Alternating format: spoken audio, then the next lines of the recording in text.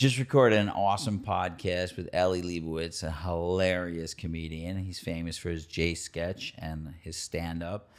And he has so many awesome perspectives on the Jewish community, life, politics. We talked about so many things. I will say that even though it was a really long podcast, I felt like I could have talked for another 2 hours. And it was Friday, so we had to stop. So anyway, I think you'll really, really enjoy this awesome podcast. Please like, follow, subscribe, do all those things. I really appreciate any comments that are made and how we spread the good word of how to make the Jewish community an even better place. Thank you and enjoy. Hello and welcome to the Brainstorm podcast. And now, your host, Sonny Perlman.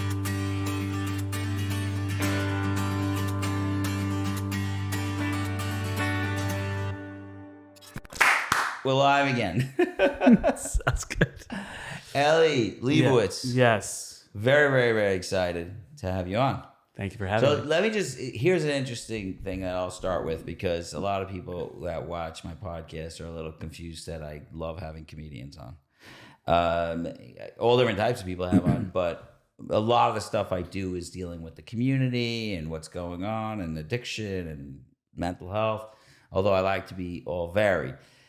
What I found, you know what the sacred clown is? You know that concept? I think some of the Native Americans have this idea where there's a person in the tribe. It's like the Batchen. It's like the person in the tribe is the only person that's allowed to make fun of the chief, and he's like, his job is to rail on everybody and like tell everybody basically you are but human. You know that idea, that, you know, a stoic kind of idea. And what I found, so it's a very cool character in like the Native American lore or whatever. And I think the highest level of us is that there are problems in the system and the things are going wrong. Yeah. And the only way to really address it is through comedy. If you could make fun, if you could like a little bit, that's what, so to me, like I'm always looking around and it's like kind of a negative way of like, oh, that's a problem.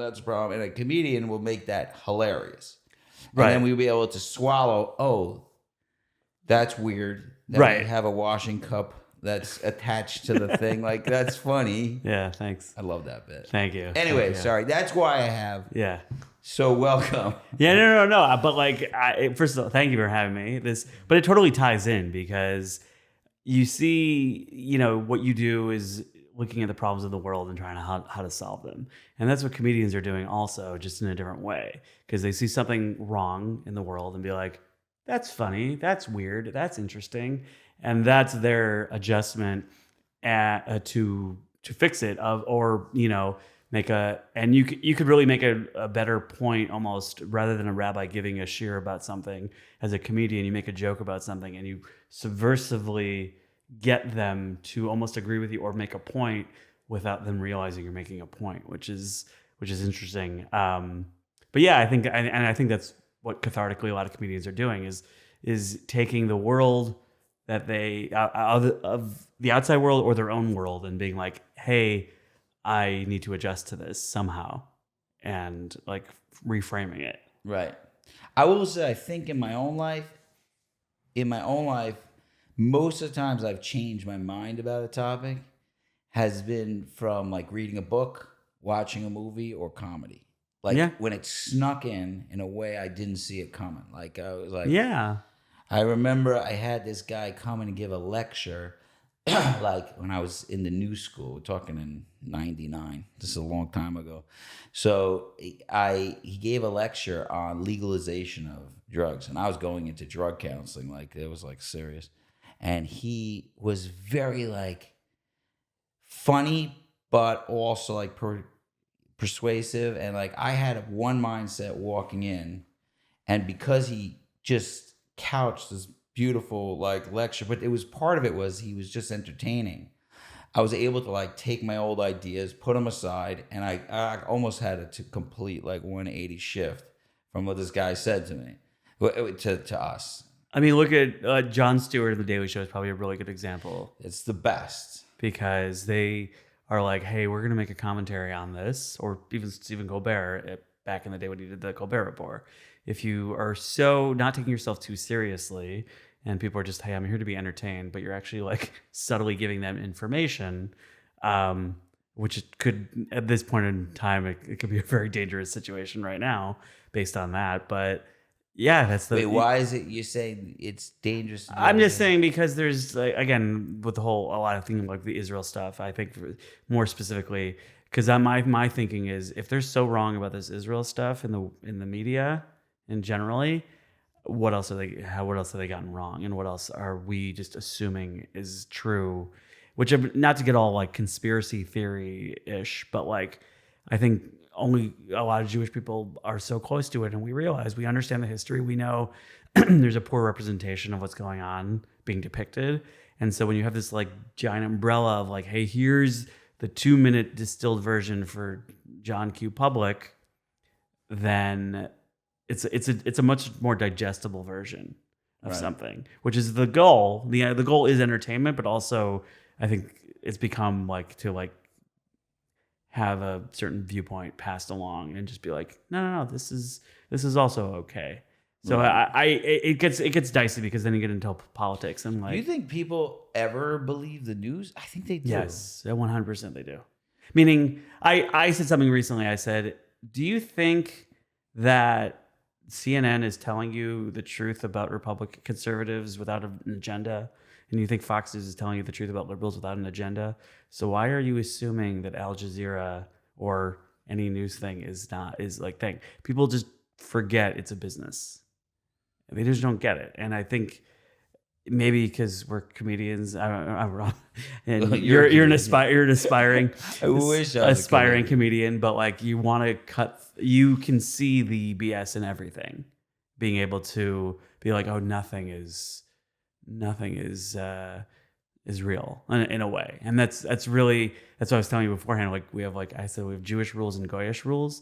And I think a lot of Jewish people have like, okay, no, we have like this like Torah code. This is the rules. And a couple other things in addition to that. But like that's basically the rules. And then that's why it's so when it comes to pushback with like COVID or just certain mandates from who? From the Democratic guy that got elected or the Republican guy that got elected. Suddenly you're going to tell me what is okay, or, you know, it became like this, like, who is the moral arbiter? Who is making this decision? And then you're like, oh, it's just a company that's trying to make money. Then you're like, oh, this is not real rules. I don't know if I'm making myself so clear, but like, it's just that meaning we can see through of like, this is just arbitrary. You're making this up. You're making this up. Like, especially COVID for sure. But like, I think people don't. I think this gets into psychology a lot. Yeah. The fear of having no leadership means we will like suspend our disbelief and believe stuff that if you ask anybody, like, do you think Fox News is like a little agenda based? Do you believe that? They would say yes. I think almost every person. Hopefully, logically. But then they watch Fox News and whatever they say, they believe, or CNN or whatever group you joined. So it's like there's a part of us that's like, be part of the pack. It's so dangerous to be out of the pack. We need to be in it. I mean, that's also just Jewish people in general and the world as a whole. People, you want to be part of a group, so you want to feel like you're not alone. Which is, as a side note, I would say Chabad is actually great at being on their own island, literally sometimes. You know, doing stuff, in the Caribbean and like being a shliach, whatever. But like really like going against the grain a little bit. Like I was reading a lot about Lubavitcher Rebbe, Joseph Tlishkin's book Rebbe, and it's just, it's so good. And just like certain things that he was opposed to, even though it was like counter culture, I guess. So whatever you're saying about like Fox News, do people know Fox News is getting an agenda? I think they know that, but like, do people read the New York Times not realize that? I don't think they do. I really don't think they do. No, I think if you ask them, they would say yes, it's left leaning, and they. I have don't an think. agenda. I think you're a lot more in the center than you realize. Oh, I'm dead in the center. But I'm I don't saying, know where so am I. I think so am I, and I think people are so blind to their own biases that, like, again, for the last 18 months, the world has just been fed exactly what the Gaza Health Ministry wants, which is run by Hamas, wants you to see. For the most part, and that's what I'm saying. But like you think, and then I'm annoyed about is when it comes to Israel, suddenly people can't take the extra step and go and be like, like you think like racism is still systematic, so you don't think it's possible anti-Semitism has creeped into that too. When it comes to Israel, you think that racism is for sure. There's a real thing in racism. People are there's a huge issue, but anti-Semitism because it's not in your ranks, right? It's only on the right, or if you're a right guy, it's only on the left, right? You don't. I think so. I think the denial of it is really bothersome to me, and the arrogance of it. I think one of the healthy Jewish approaches is the admitting you don't know anything. You don't know, or you. This is what I believe, and it's called emunah, and I have faith, but I don't know. Right. I mean, do you listen to? But we do when we are following. Because I look at like the cults, like Lave Tahar or something. That's an extreme version of it. But we're all trying to pick a team. I heard you worked at the Cubs. You were on a team. Yeah, but I love that, by the way. Oh, that was a vendor. It was a big Chicago thing back in the day. I can do a whole. It was best job I ever had, by the way. Side note, we can get back. Side note, other than comedy, my job was to go to baseball games. It was amazing. It was unbelievable. That's awesome. But when you watch people that are so crazy about their team, and it's like, this is my team, and that if your team starts saying things that are weird to you, you just kind of push it out. You're like, okay, I need to go with whatever it is. Cognitive dissonance is one of the most powerful. I tweeted this a couple days ago. Cognitive dissonance is so powerful that a bunch of people are so convinced that there is a genocide happening in Gaza that rather than think maybe I'm being misinformed a little bit. And it's ironic because I think whatever people are accusing AIPAC of doing, Qatar and Iran are also doing. Right. But just nobody's talking about it. Like it's very, and getting to politics so early is tricky. Very quick, bro. It's tricky, but it's more, but it's on my mind. It's on my mind. And I was telling you that the guy Humans of New York, who I used to like, posted a whole thing about.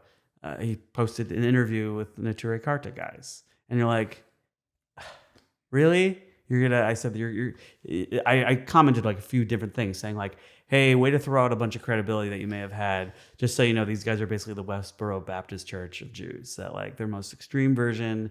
Nobody really Jews don't agree on most things. Most can agree that the Westboro Neturei Karta are super fringe and out there. Yeah, they're ridiculously. So like it's annoying that it's become like Palestine connected Kulam. And I used to say before COVID, it was COVID connected Kulam.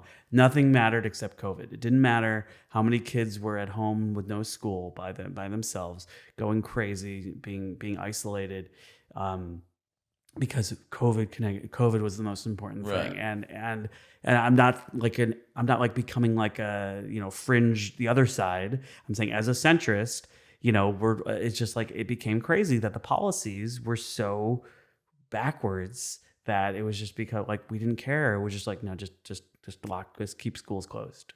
It was crazy. It was crazy. It's crazy. You're going to see the damage done. I mean, but I want to tell you something. You said that's amazing because my daughter, she just graduated Stern College, and when she graduated high school, she was in Mayanot. She graduated, and we had an outdoor, COVID ceremony, and it was all about COVID. And now she graduated, and it was all about like Gaza. I'm like, I felt so bad. I'm like, wow, these kids for the last 5 years have been really traumatic for It's everybody. Crazy. It's been 5 years. The last 5 years, one of the things I tweeted that people liked was I said the reason all these protesters are wearing masks is because there's an outbreak of COVID 1939.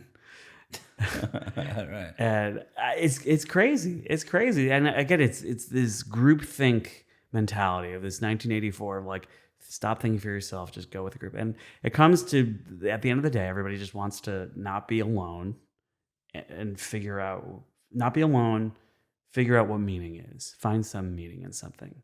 So then you become, okay, social justice becomes your religion for a lot of people. Atheism is as radical as believing in God for people.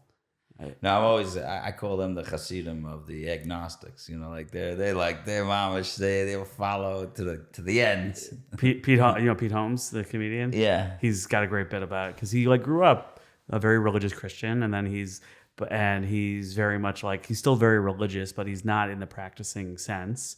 But he like, whatever he like makes fun of atheists. They're saying like, oh, you should believe nothing happens. You just like go back into like where you came from. That's what people feel about God. Like, right, he says, that's such a great bit. I can't do it justice. So nothing, you can't do someone else's bit. You become nothing. Well, I don't know it so well. It's like memorization. It's like, so it's doing nothing. Nothing created this whole thing. That's a pretty fantastic he says, nothing. Which is the funniest. Funniest, right, exactly. That's the funniest option. Yeah. Okay, so, all right, I have a comedy idea for you. Sure. And then we'll get into other things. Okay, cringe comedy in the Jewish community. This is the whole bit. Because I noticed that a lot of your stuff is so nuanced, and like, it's like a lot of your quotes, or a lot of like your posts are just like, most people are not going to get this, but I'm putting it there anyway, kind of. So this is in that genre, though. It's just Jewish cringe that no one in the world will get. Just hardly Orthodox. And the cringe is, you just have a guy, I don't know what to call it, a guy like cutting his nails straight. Well, you have to set it up. That way you said it to me was like Tim Robinson. Oh, right. So Tim Robinson has like cringe comedy where he's like, he goes too far, but it's not that though. But I didn't know how to describe it the best I could. But let me, so I'll give you a couple of bits. Tell me what it's called. I don't know what it's called. Yeah. But like one is like, it's almost ASMR where you're just watching a guy cut his fingernails straight, no skipping fingers, right? Nothing like that. And then a guy putting on his shoes wrong. It's the whole thing. Maybe there's, I don't know what's behind it. And then a guy gets up, just wakes up and takes a piece of challah and just like eats it. No bracha, no brachas. Like he, right. And stuff that would like make a Jewish person completely like, what are you doing? Start shaking. Yeah. Like, what's happening here? It's like when I would watch the show Louis. Remember the opening credits of the show Louis? He buys a slice of pizza. And he eats half of it and throws half of it in the garbage. And I'm just like, what are you doing? No. Like the Jewish person in me is so like. No, there's a guy, a comedian. This is kind of the idea when he goes, I don't know if he's a comedian. He's just a guy on YouTube, whatever. And he goes, how's your day? And then he dips like something into a dip. And then he eats the other side. And he's like, how's it now? And you're like, terrible. Trying to unregulate. It's like almost like for the OCD crowd to like really just mess with you. I mean, there's something there of you open it with like things that will drive people nuts. I think that's really more of it, of like what drives people crazy. Drive people nuts. I don't know if there's a laugh out loud there. No, I think there's a sketch. It's more of a sketch, I think, in that sense where it's like you have, here's what will, doing this in front of any Jewish person may raise their blood pressure or something like that. Like trigger warning. Yeah. Never get a trigger warning on there. Yeah, you make the wrong bracha on a food, saying a ha'etz on a strawberry, and all this with such certainty. Oh my God. That would kill me. Yeah. Anyway, I think there's something there. But there's something, the last bit you did with Jay sketch, if people don't with watch. Ami, Jay sketch, right? With Ami and Mikey, yeah. And you did with the Shavuos bit. We did the anti-Zionist Shavuos Shirim. Right. So everybody check it out so you'll know what I'm talking about. But they probably all seen it, right? But it just came out yesterday, recently, but whenever we posted it. Well, it's awesome. But that sketch has a little sadness to it. Yeah. The sadness is that there are actually Jews that are against us. So is having a Pesach program Fire Festival documentary, that there's actual Pesach programs that like scam people that Yeah, but that's just scammy Jews. But still, No, this is saying that we have Jews that are supporting anti-Semitism without even realizing it in a weird way. Like, I'm not trying to make it too serious. Yeah. No. But again, that's what comedians are doing. I think is you're looking at this reality in the world, and how do we make a thing about it? How do we make a take on it of like what is going on in the world? Like I was telling you that like beforehand, like I said, I thought of this term. I didn't think of this term called goy-splaining, where like somebody tries to explain Judaism to you who doesn't know anything about Judaism. It's mansplaining is right. So I was also thinking, like, what else is there? Oh, goy spreading. Man spreading is when you go on the subway and you open your legs and you don't have any room for people to sit. So I think goy spreading is being so inclusive that you actually locked out Jews from your space, which is what's happened. Because Palestine has become the Shangri-La. They're the most important issue. So anybody who's remotely affiliated with Israel or a Jewish star or anything is completely alienated. So I think we're seeing there's issues in the world, and we're just like, okay, this is how to tackle it. This is a truth that's going on in the world. Yeah, there are a lot of Jews who I get annoyed because you're the as a Jew people. The people who are like, as a Jew, I've never been to Israel, but I have Fiddler on the Roof on DVD, and I get bagels every Sunday. What Israel is doing is terrible. And I'm like thinking to myself, like, listen, I worked at B&H for 5 years. I can barely talk about Hasidim. You know what I mean? Like, I can't, just because you are, it's ironic because you say that Israel and Judaism have no connection. Then why are you starting your tirade with as a Jew? Right. It's not kahoda. It's like almost moda b'miktsas.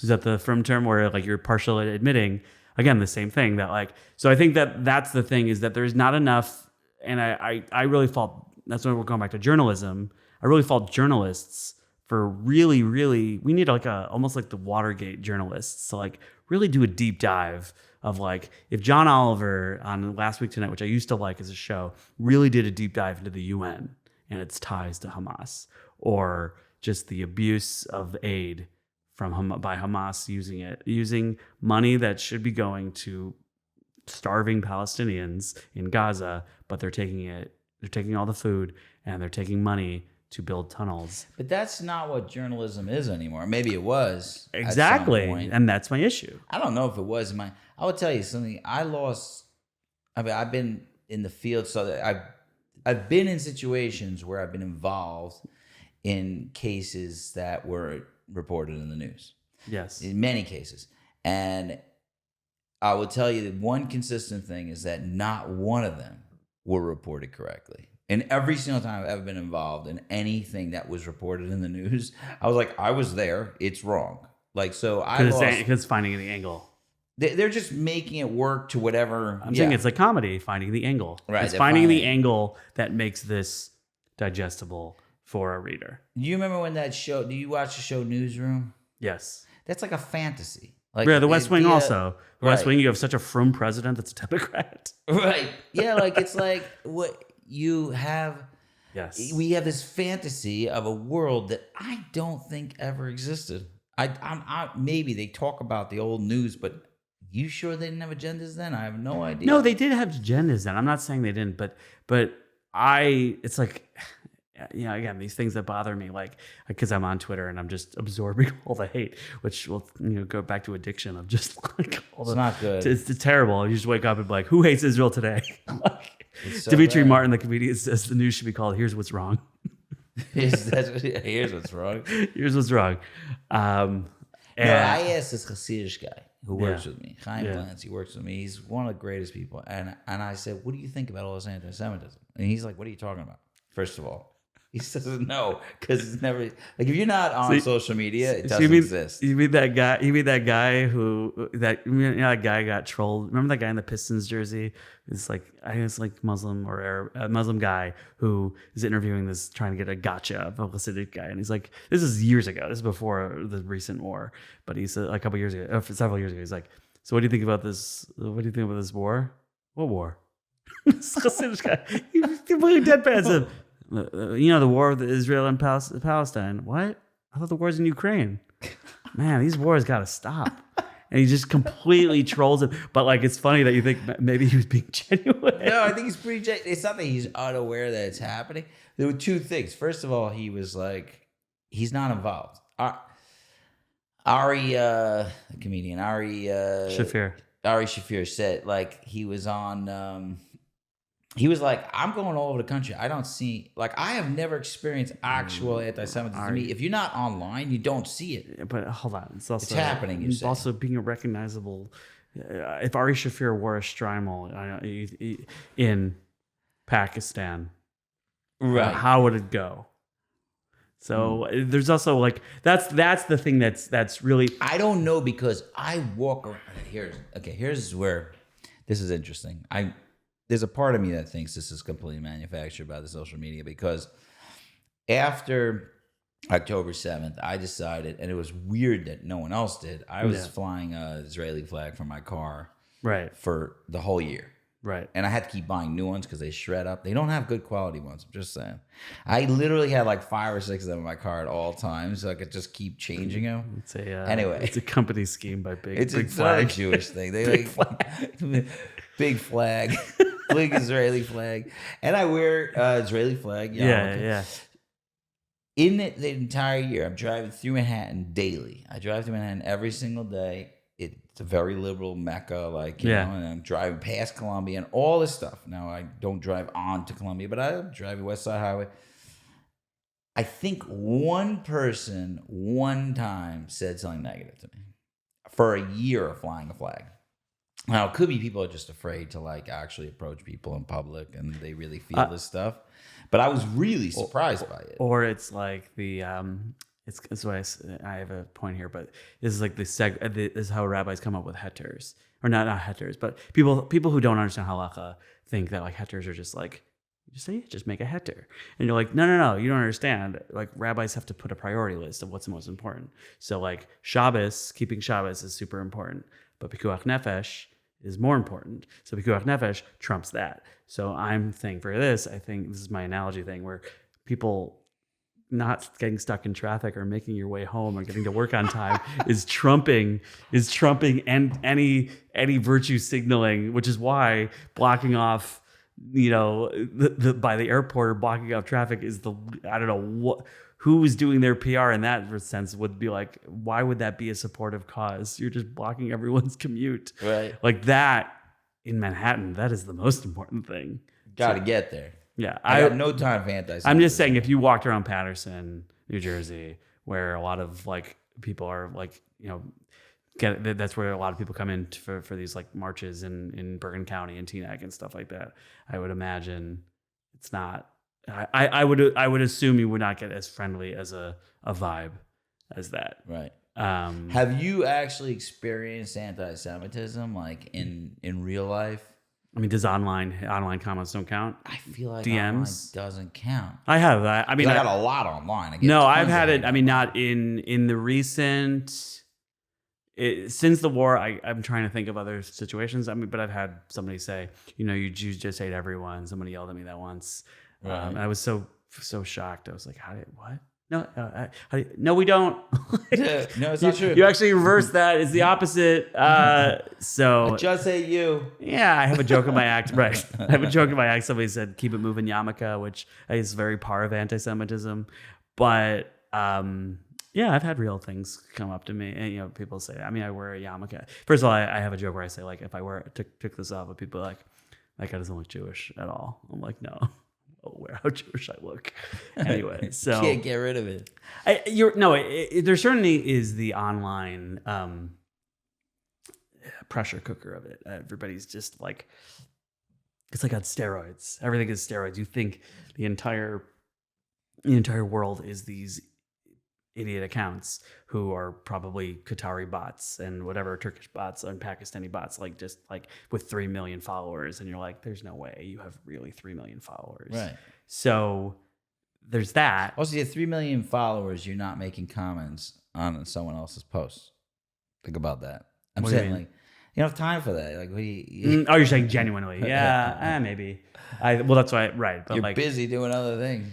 I don't know. It's just, I guess what it comes down to me is like, why do people completely, it's like in The Dark Knight, you know The Dark Knight, the Joker, Batman, where he says, when the Joker is talking to Harvey Dent after like he blows up his face, and he says, all of a sudden I say, one widow mayor will die, and so everybody loses their minds. So like, why is it Israel? And again, anti-Semitism is answer A. Is there any other answer other than anti-Semitism? Why Israel, or why, when it comes to why is Israel so taking up so much brain space in people's heads that are not Jewish? Yeah. And B, why is it so badly reported, and why is it so like just you see leaps and bounds? And maybe we're biased by like finding examples that are bad examples in the media of depictions, and I'm sure somebody in Ukraine would be like, that's not accurate, right? But we just don't know enough about it. But there's something about it that it's almost like a law. To me, it's like a law of gravity. People just hate Jews, and I don't necessarily think your average Berkeley student hates Jews. I think they're just fed this, presented as neutral information. That maybe that's what's bothersome to me, is that it's almost like you expect the news, you would expect it in journalism to be the truth. Obviously there is a truth, but again, so what I was saying before, that this guy, somebody wrote on independent journalist on Twitter, which is all these independent journalists, and they said, we interviewed a bunch of people and nobody can find that this guy Elias Rodriguez, who shot these people in DC and sadly was anti-Semitic, after talking to him. And like, what? A guy who shot two people outside an Israeli embassy. And the guy said, people talked to him and they said nobody previously had any remarks about his anti-Semitism. And you're like, and again, the bio is independent journalist. Right. How is it that you find racism at every corner, or equality about every single thing, but Jews are not in that group every single time? And I think it's just, I personally, philosophically and religiously believe that God made it in the world somehow that Jews are just apart. You just are separated from the fold. You are, because otherwise you assimilate.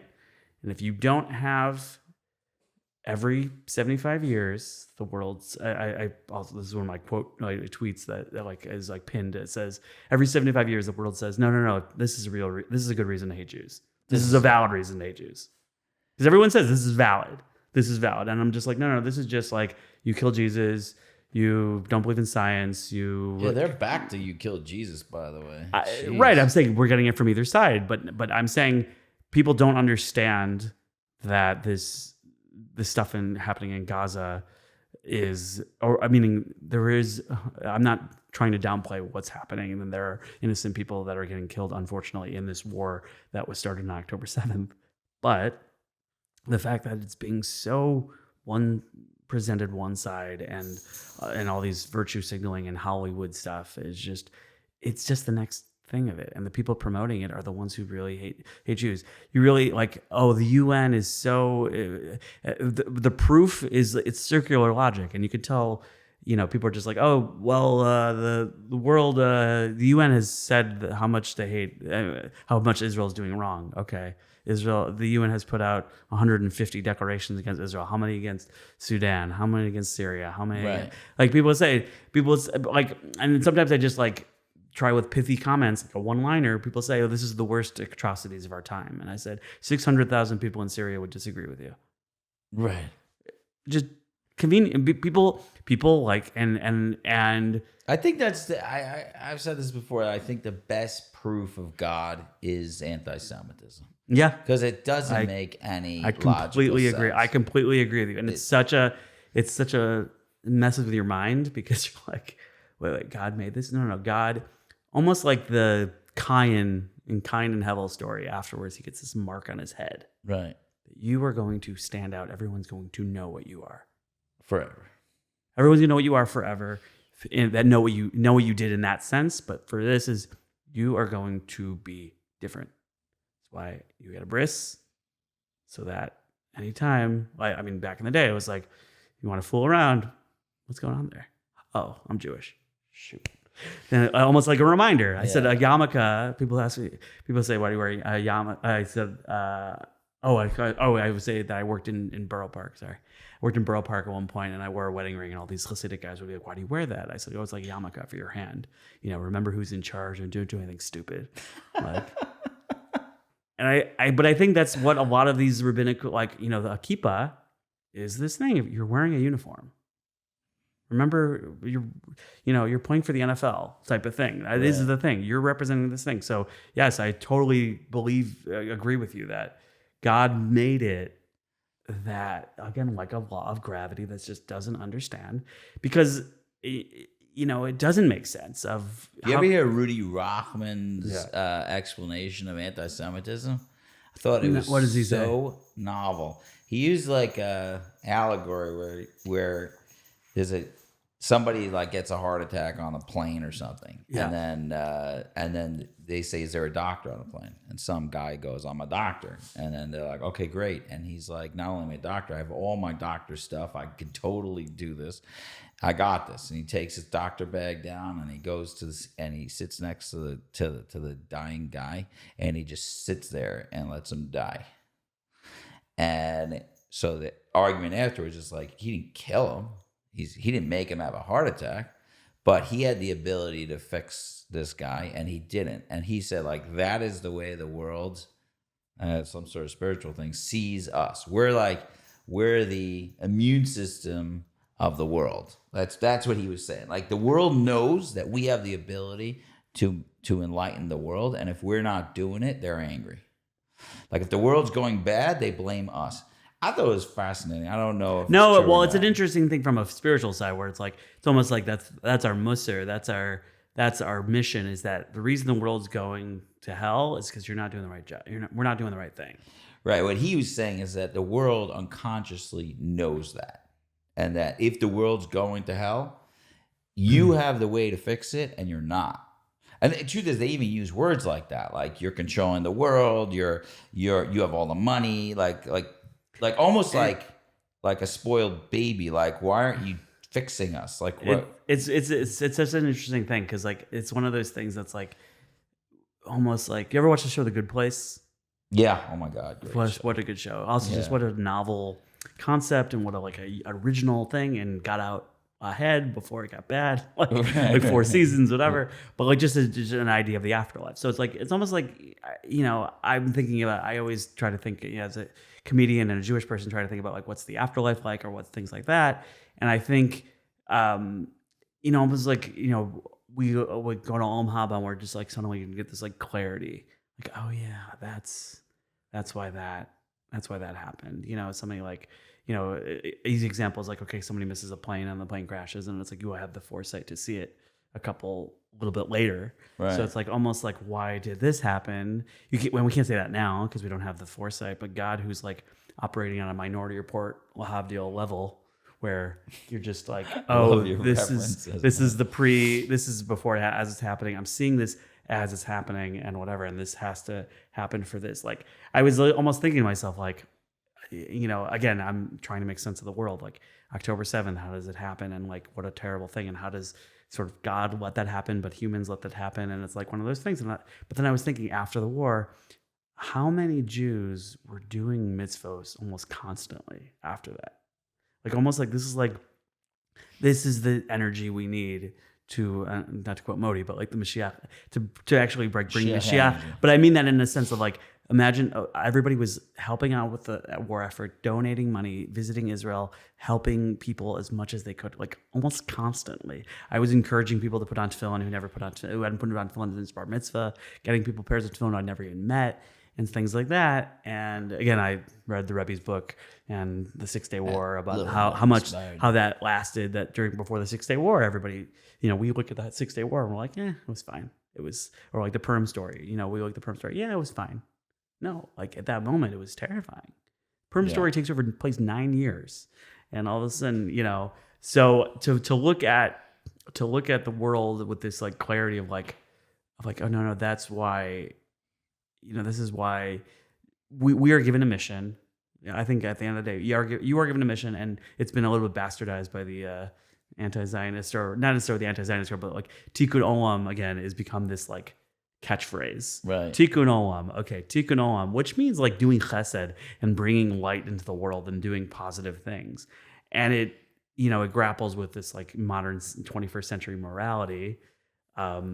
So, but yeah, if we're not doing that mission, then yeah, maybe that is the pushback. I think it's also I'm not saying blaming. I liked his explanation because he's like, this is the fact of the world that it's not going to stop. Correct. And we have the light to add to the world, and you got to keep adding the light. And it's not about, that's just the way it is. And it felt like the law of gravity. That's like what it didn't. Yeah. Like when your immune system is breaking down, you're like, you stupid immune system. But that's what keeps the world going. We blame it when we start getting sick. So that's what he was kind of saying. I don't know. I think it's almost like God understands if every 3 or 4 generations we get too comfortable, we blend in and disappear. Right. And that's part of it too, where your Jewish identity is so watered down, and then you get these people who are like, saying stupid things like, if Israel didn't exist, we would just like, imagine what people would say. People would say, imagine how much people would how favorable people would be toward Jews. And then I just wrote like, reviews Jewish history before 1948, right. How the world saw Jews. And yeah, it's very hard to reconcile in a 21st century where we're like, God is kind of in the background and we don't see him in a tangible way every day unless you want to. But there's like mini moments of miracles that you just are like, and you just have to have an open mind to it. And this is where comedy comes kind of full circle in a way that like being able to look at comedy is such a healthy, look at things as comedy is such a healthy way to look at the world in a lot of ways, because it takes any bad experience and you can be like, oh, this is material. Right. And again, any woman who's like had like terrible dates and has a horrible dating experience, it's just like, oh, this, like, I'm not saying like, okay, like be a comedian, but like, this is like a cathartic, okay, this is a good story. Pete Holmes in his book says, imagine, he's like, one time he got like high and whatever, and he was talking about like how like on mushrooms or something. He gave him the clarity to look in and say, like, he's like, oh, his like wife cheated on him. And it's like, oh, but like if that was an episode of a TV show, that would be a very good episode. Like that would be interesting. I mean, if nothing happens in your life, right. Your life is like boring. Very boring. Your life is boring and nothing happens. So things happen in your life that adds like flavor to your life. So well, there's a thing with, I'm sorry, you getting no. There's a thing in psychology when I'm doing therapy with someone, and some people get a little bit offended by it, but I believe that if you don't see the comedy in what's going on, like for example, it's like, oh my God, I'm in the airport and I'm nervous. This is the worst thing in the world. Like, if you don't look at me like, this is hilarious. Every time I walk into the airport, I get nervous, and every time it's like a surprise to me. And there's something funny about it, like, oh, here we go again. Here's Mr. Nervous, right? And that's what I'm saying. That's like, he said he saw like, and I kind of, you see this when again, I know you're not in the addiction space, and you got to be very careful. But seeing when people are drunk or they're high or something, for example, it's almost like they're like looking at themselves from a different perspective. They're watching a movie of themselves almost, where they're like, which again is probably that's what we hear when we. As in grade school, it's like you go up to Shemayim and you watch a movie of your life. And I'm like, I'm going to be so embarrassed by all the sins I did, but I'm also be embarrassed by all the stupid things I did when no one was around. Like, you put like a quinoa on a colander, like, what are you doing? Like, and all the angels are laughing, like, look what are these morons doing? And they like fast forward or rewind it a bunch of times. But so if you're looking at yourself and you remove your ego, you're like, suddenly you're just like, you're not mad at your kids. You're not like mad at your spouse. You're just like, huh, that's so weird that he's going to do that. Right. That he's going to act like that. Classic Ellie. Classic Ellie to do this, or classic you to be like, and yourself is removed from it because you're watching it. I mean, Pete Holmes, again, I'm going to keep quoting Pete Holmes because he says something about like, but that's why we want to use That's why I'm in the addiction space. I don't actually have a problem with drugs or alcohol. It's just being reliant on it, where that becomes your life. So, yes. But that is why we want to do it. Our life is unbearable inside. Yes. And we want to step outside and be able to like make sense of it all a little bit, and it feels very safe when you step out of it. And that's a lot of the reason why we use it in the first place. Right. And it removes your anxiety and things like that. And like you're able to just tolerate more. And you can come up with like different chiddushim of like, oh, wow, like I have this insight now. And then, but if that becomes your whole life, then that's like dangerous. And that becomes, it captures you. But I was thinking that like Pete Holmes had like a video where he posted, he said that, that person, that like flight attendant that you're like getting upset with, like that's you. And then this person on the airport, that's you.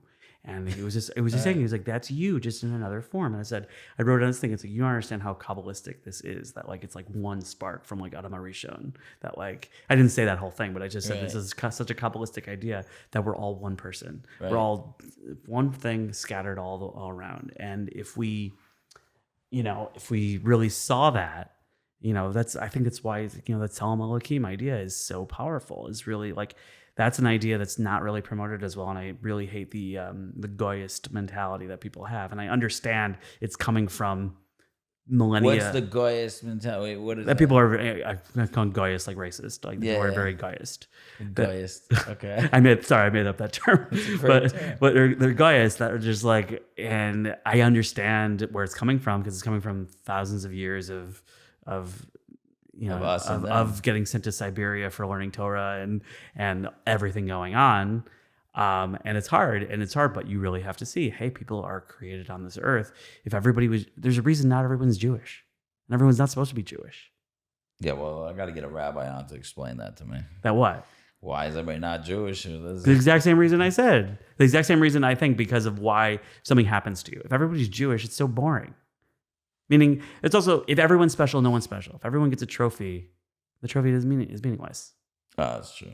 So I'm saying, whether, and again, the word chosen people is probably a poor translation, I think. It's probably more like selected. Okay, first of all, I'm switching the whole topic because you mentioned Purim before, and I hold off. And your Purim skit is my favorite skit of all. Which one? I'll let you know. The one where Esther is supposed to act like a non-Jew. Oh, yeah. And first of all, he kills it with those. He's so good. Those imitate whatever you call it. He just does all different impressions. Oh my God. That was our first J sketch. That was the first one? Well, that was the first one, and that actually really was what started this whole thing, was because I happened to talk to Ami. I think I did a show. I had known him because I did a show in Vacation Village in the Catskills, and like he was there, and I had known him from a couple other shows like previously a little bit. And then Mikey, I had, been in touch, I've known a little bit from comedy. And once I started doing comedy full time, I was like, oh, let me have different writing sessions with different comedians and people. So I was happening to talk to Ami, and I said, I have this idea for like, what if Esther was like, she's Jewish, but she has to hide the fact that she's Jewish. But what if she's like Fran Drescher from like The Nanny? Yeah. And just like over the top and whatever. And like that became the genesis of like the first sketch, and we're like, oh, that's great. The fact that Mikey keeps saying she's a Jew. Oh yeah. She's a Jew.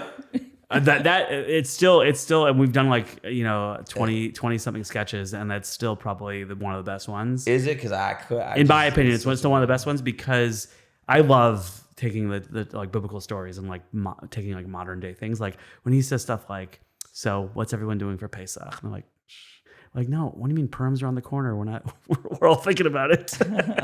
Just like taking modern day stuff and making that ridiculous. That's the kind of stuff I love. Like almost like the Mel Brooksian, taking something from a different time and like bringing it now. I love that. I love that one. Mel Brooksian.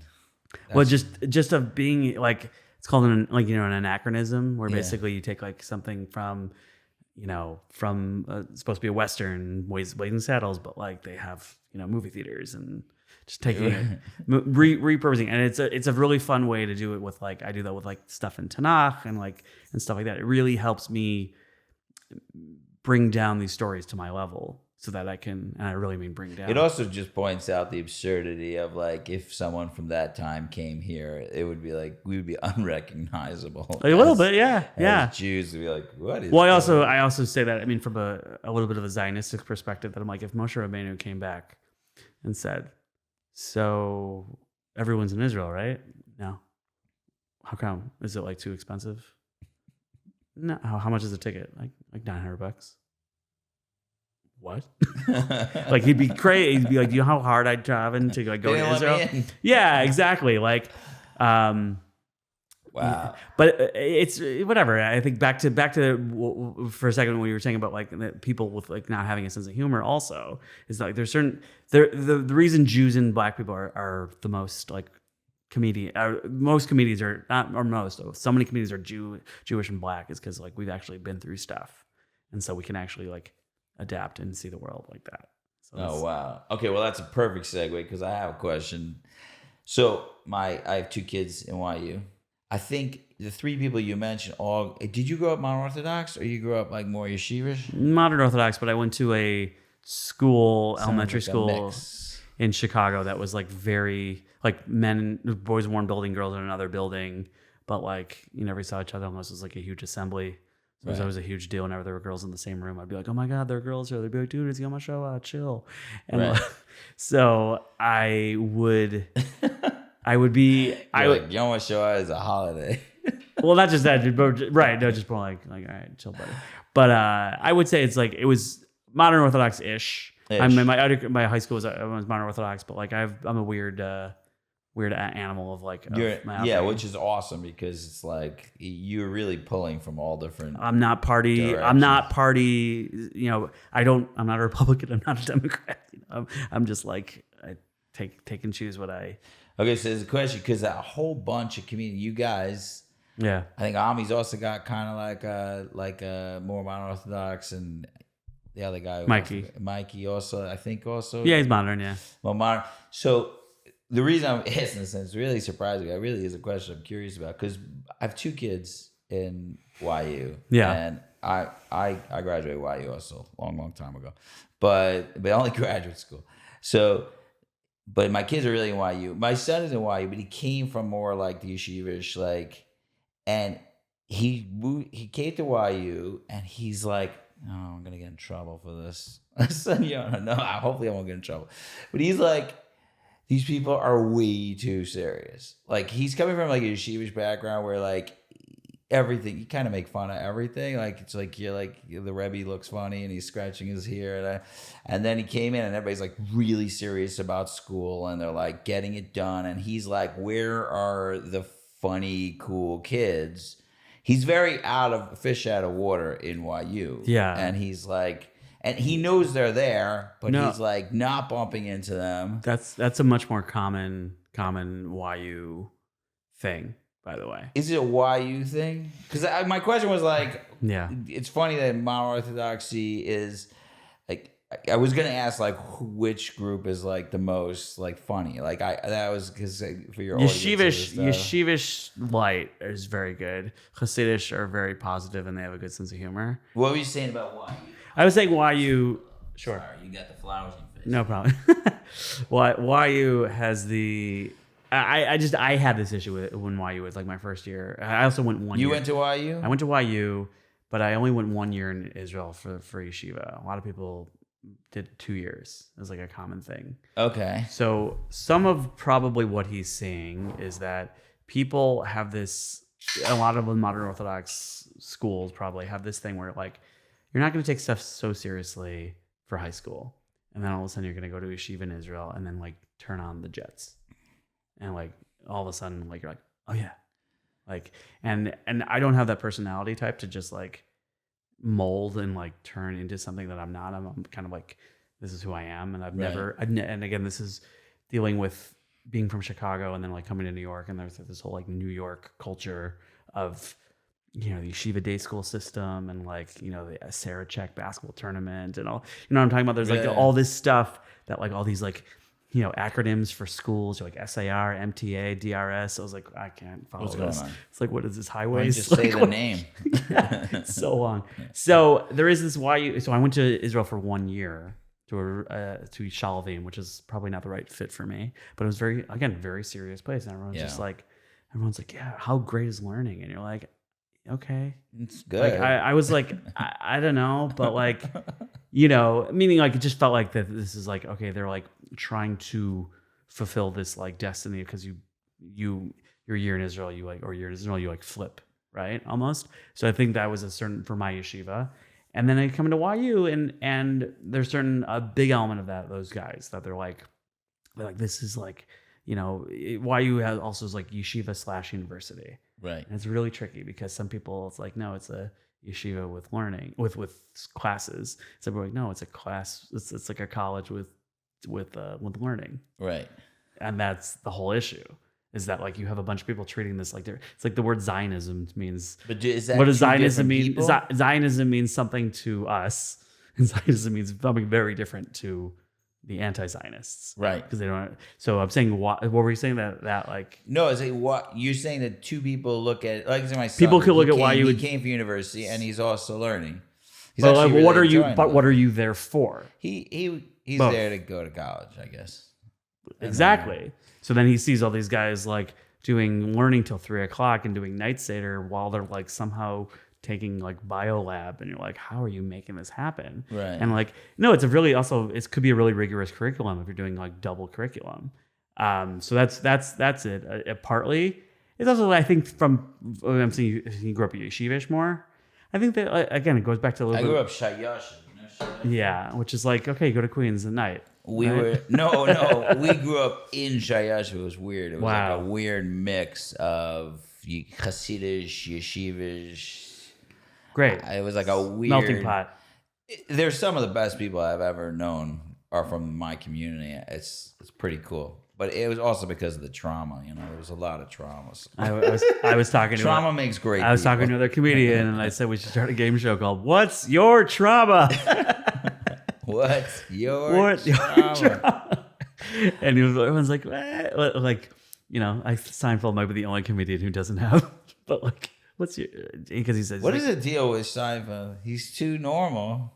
He's still weird though. Yeah, he's for sure weird. Because he's weird. Because he's, you know why? Because he's an observer of the world. So that's his trauma. His trauma is I don't know how to socialize. Oh, I mean he does, but like, right. But he's like, he's outside the world. Like he's like everyone who took like mushrooms and was like, that's funny. Airplanes. Why do you do that? The airplanes. he's looking like an engineer. Like, how do they build that? Like it's a different mind. It's a different kind of mind. And like, I don't have that mind. I have the like words. I'm a words person. I'm like bananagrams and like Scrabble and like, I just think in words and like puns and like wordplay. And I think it's interesting that I think when you say some of my humor, I don't think sometimes it doesn't resonate with certain crowds because I don't want to say let's really say it's really smart, but like I think it's like a certain level of like I subscribe to the idea of like if you get my jokes, you get them, but I'm not going to stop for you. Like almost like it's like I was raised on The Simpsons. The Simpsons doesn't have a laugh track. It's just a TV show, and here's a joke, and we're not going to tell you if a joke has been said. You figure it out if a joke has been said, as opposed to like I say Big Bang Theory, which is like joke. That was like, a joke. Just I didn't see it. I can't handle it. Yeah. So I think when it comes to like, let's say, you believe that Seinfeld had a laugh track every time? It didn't. I don't think it was from my studio audience. I thought they had a laugh track. Oh, audience. Yeah. That's a huge difference.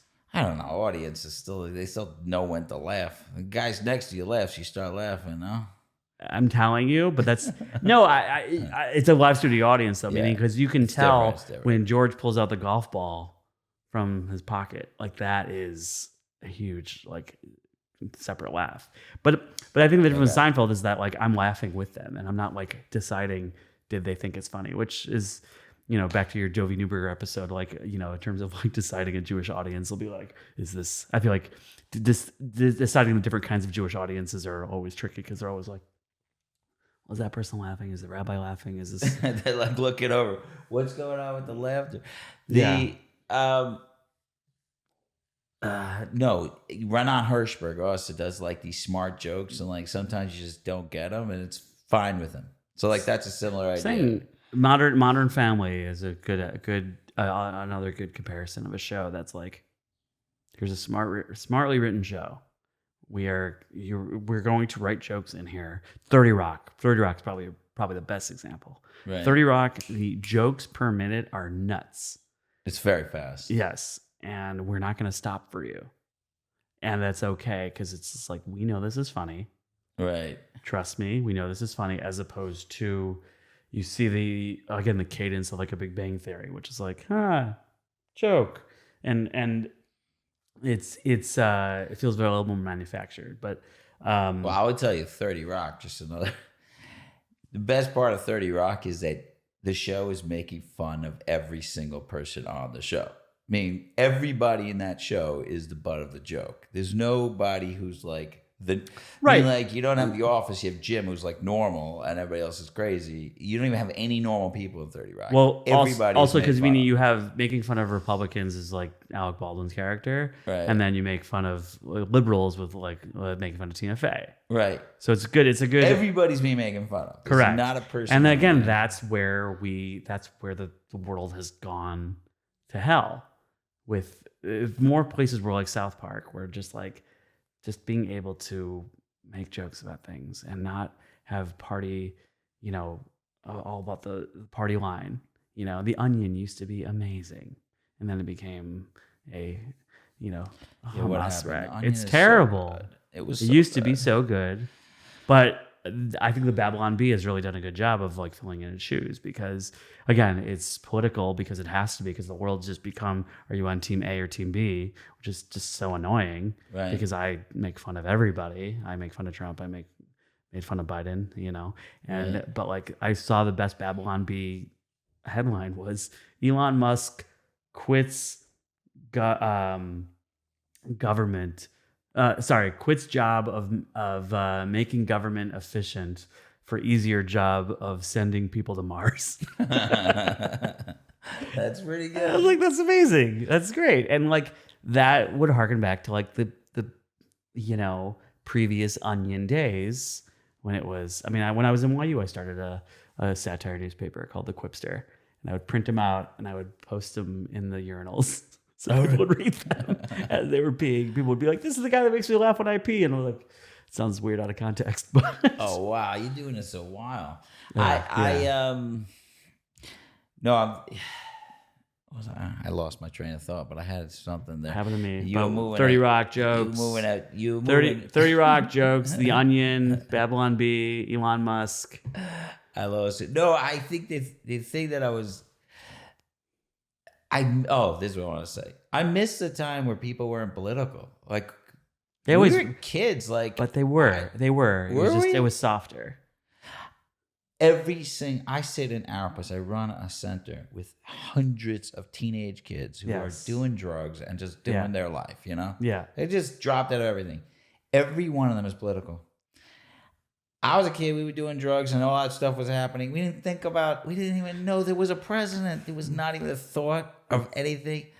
What the heck happened? It's so Do you have ironic. any thoughts on that? Well, it's so ironic that I say that it's so ironic that like rabbis were like right about the internet, but for the wrong reason. Right.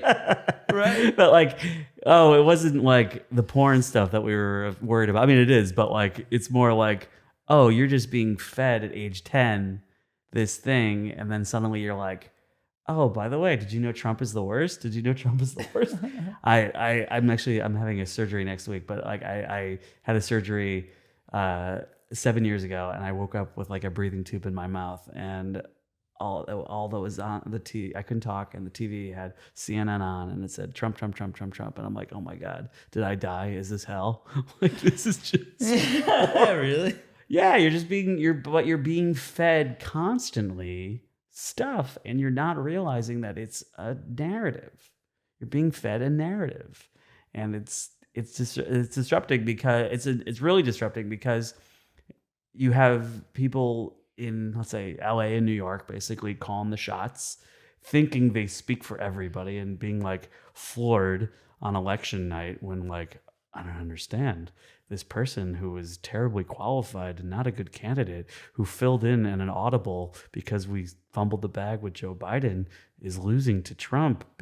How is that possible? And you're like, you haven't been paying attention. You don't notice that there's a bunch of states that care about other things. Right. And you've been so hyper-focused. I said on election night, it was like 11 o'clock. And like you saw, like people just like CNN was very much like very, you saw them being like, well, it's still early. And I'm like, it's 11 o'clock. This is not a Syrian wedding where it's like, it's still early. But people are in there, and so people have become in their echo chamber of like, okay, this is what the world. Do you think it's gonna end? I'm not. What's gonna end? Go back? Yeah, like people. Listen, like when I look at the mob, it's terrifying. But every time I talk to any person, they're like, yeah. Like this right, left. I'm somewhere in the middle. Like everybody I talk to is like somewhere in the middle. Like once in a while you like you meet the people that are like I'm gonna fight. Well, it's even like me. Like I don't know. I'm somebody who's like I'm not really a fan of Trump. I beshush the audience, but I'm not. But like I understand that the left is terrible at anti-Semitism right now. And right-wingers are also crazy in that regard. So like we're like Jews are very much in the middle in a lot of ways on this. And I think a lot of people are. The social media does want you to believe that everybody thinks this thing. Like this is where these bot accounts come, where it's like all of a sudden you have groupthink. You have all right, 2 million people are following Jackson Hinkle when he goes to the Hezbollah Shiva. You know, he went to the Nasrallah's. He went to Nasrallah's funeral in Lebanon. Oh, and then what happened to him? Sorry, I missed this. Jackson, when Nasrallah got killed. Okay. Nasrallah, Jackson Hinkle was one of these like, we used to be these like far right anti-Semites, and now he's just like, the world supports Palestine, and it like shows a picture of like Khomeini, Ayatollah Khomeini's like hero, and like weird thing, but he has 3 million followers on Twitter supposedly. And he went from far right to that. He was far right already, but I'm saying this is like he's like its own. It's like what's Tucker Carlson? You know, what did Tucker Carlson become? You know, he's like suddenly like enmeshed in these things. I don't know. I think the world. But it is also not fair, and I know I'm not allowed to say this with my audience, but there's a lot of shenanigans going on in Israel, and then when shenanigans. That's very Gary Goldman of you. Yeah. Well, I want it to be Norm Macdonald. That's what I'm shooting for. That's my God.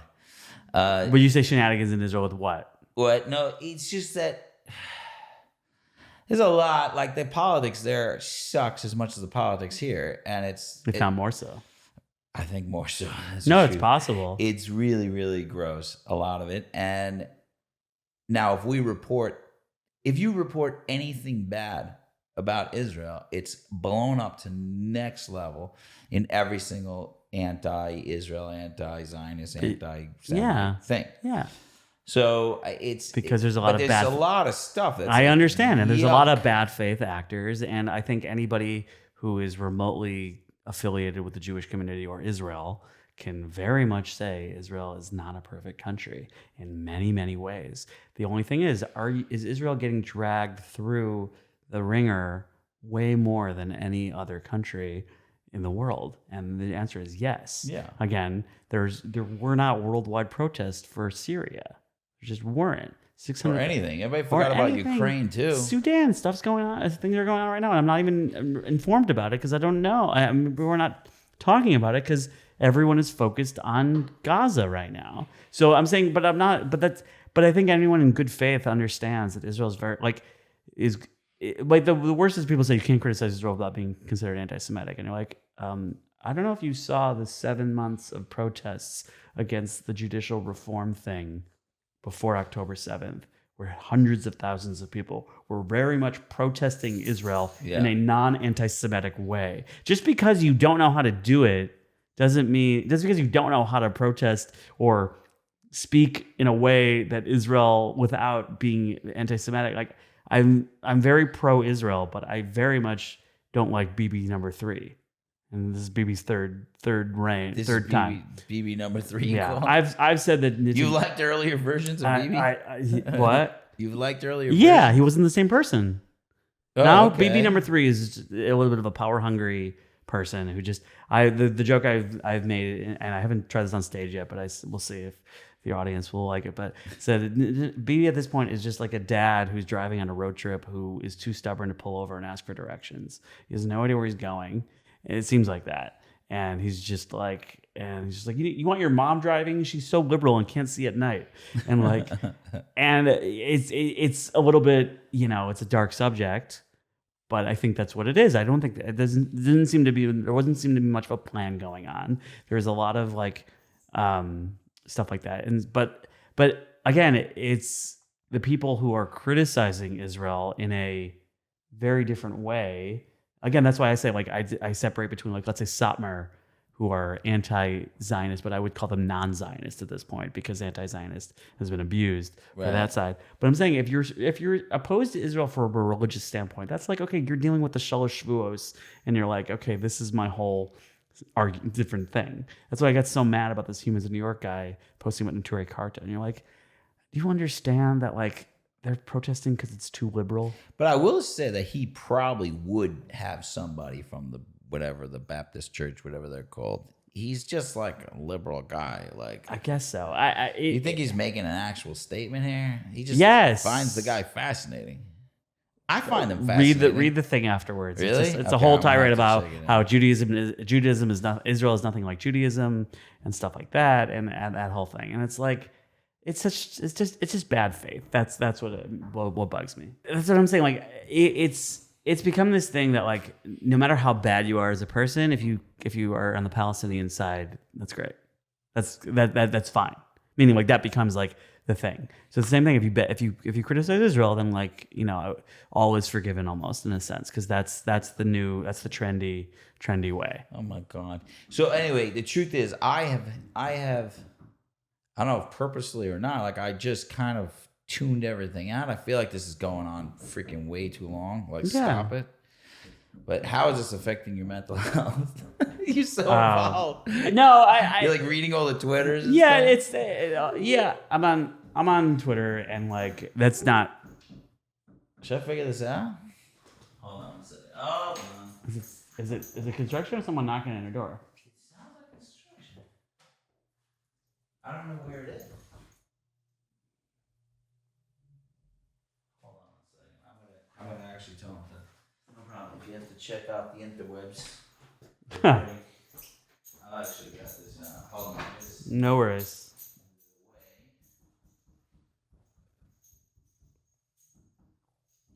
I don't know what's coming through. It's just as distracting as anything. No, for sure.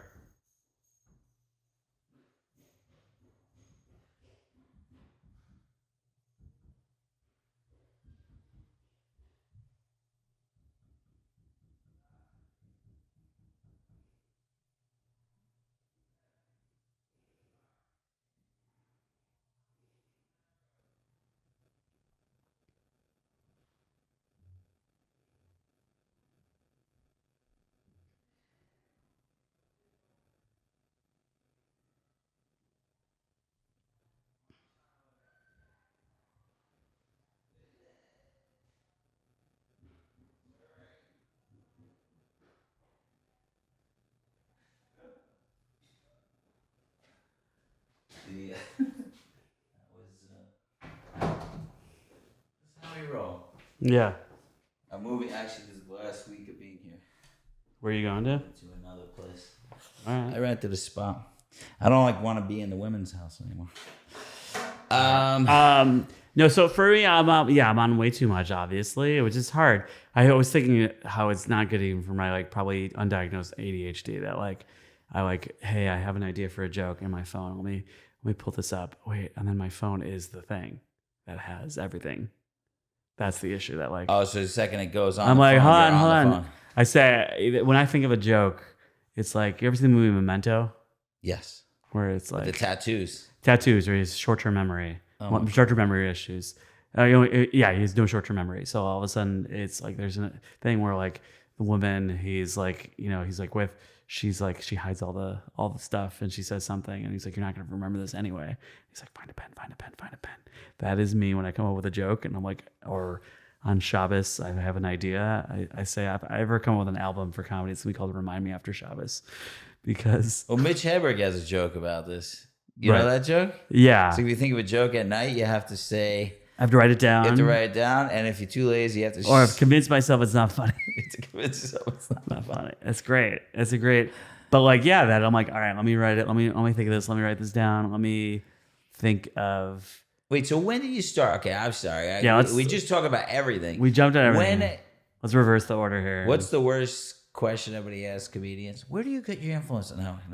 We No, get material. I'm not asking that. When did you start? Yeah. When did you start like with this comedy thing? When I was in YU, friends of mine were in 2008. That's how old I am. Friends of mine were doing like a fundraiser, like an open mic night, talent night for like Camp Hask. And they did like a thing of like almost like a talent show type of thing. So like get up, open mic and do it. That was the first time I ever did it. I didn't do very well. So you just, okay, so here's a question I have as a regular human being. Yes. What's Getting wrong? up and trying to make everybody laugh. That's not absolutely terrifying. Like, or I listen, I always knew I had a sense of humor. I always had a sense of humor. When I was working at Cubs games at Wrigley Field in Chicago as a vendor, I wasn't just like, there wasn't like a kosher stand at the time. I would just literally walk around. So I literally did this like impression of like Will Ferrell doing Harry Carey. Like, I don't know if you know the reference from like, he was like a Cubs announcer for many years. So Will Ferrell did it on SNL a couple times, making it really part of the zeitgeist. But in Chicago, people know. So Harry Carey was this like announcer. The Cubs were so bad back in the day. So he would just be like, hey, we got, who wants to get crazy? Come on. And like, there's a comedian who does another impression. That's who he was imitating? He was doing this guy named Harry Carey, real Cubs announcer, and this guy, this comedian. I remember the bit. This comedian John Campanera has a bit where he says, "We got a score in from Milwaukee. After 6, the Pirates 4, the Packers 2." And he was so drunk, and he would just be whatever. So I would walk around the stadium doing this thing because I got so bored just selling peanuts, water, whatever. So I would just like develop this own thing. So when I was selling water, which is a really tough thing to sell if it's raining out or something. Right. And I mean, during the summer, it's nice, it's hot. But like if it's not, you're selling water and you're like, so I just like come up with creative lines and be like, anyone not discover beer yet? Anyone pregnant? Anyone with a designated driver? And so I would just walk around doing this and people would give me money, whatever. It just made it interesting. It just made it fun. So that was probably one of the reasons I started doing it. It helped launch some of that. And I just started. So I started doing that. I was doing that job in high school. And I don't know when I developed doing the Harry Carey persona type of thing, but I always had a sense of humor. I was always making jokes. Again, I grew up on The Simpsons and Seinfeld, the show. Right. So, and Seinfeld stand up also. But like, so I always had a sense of humor and I was always making jokes.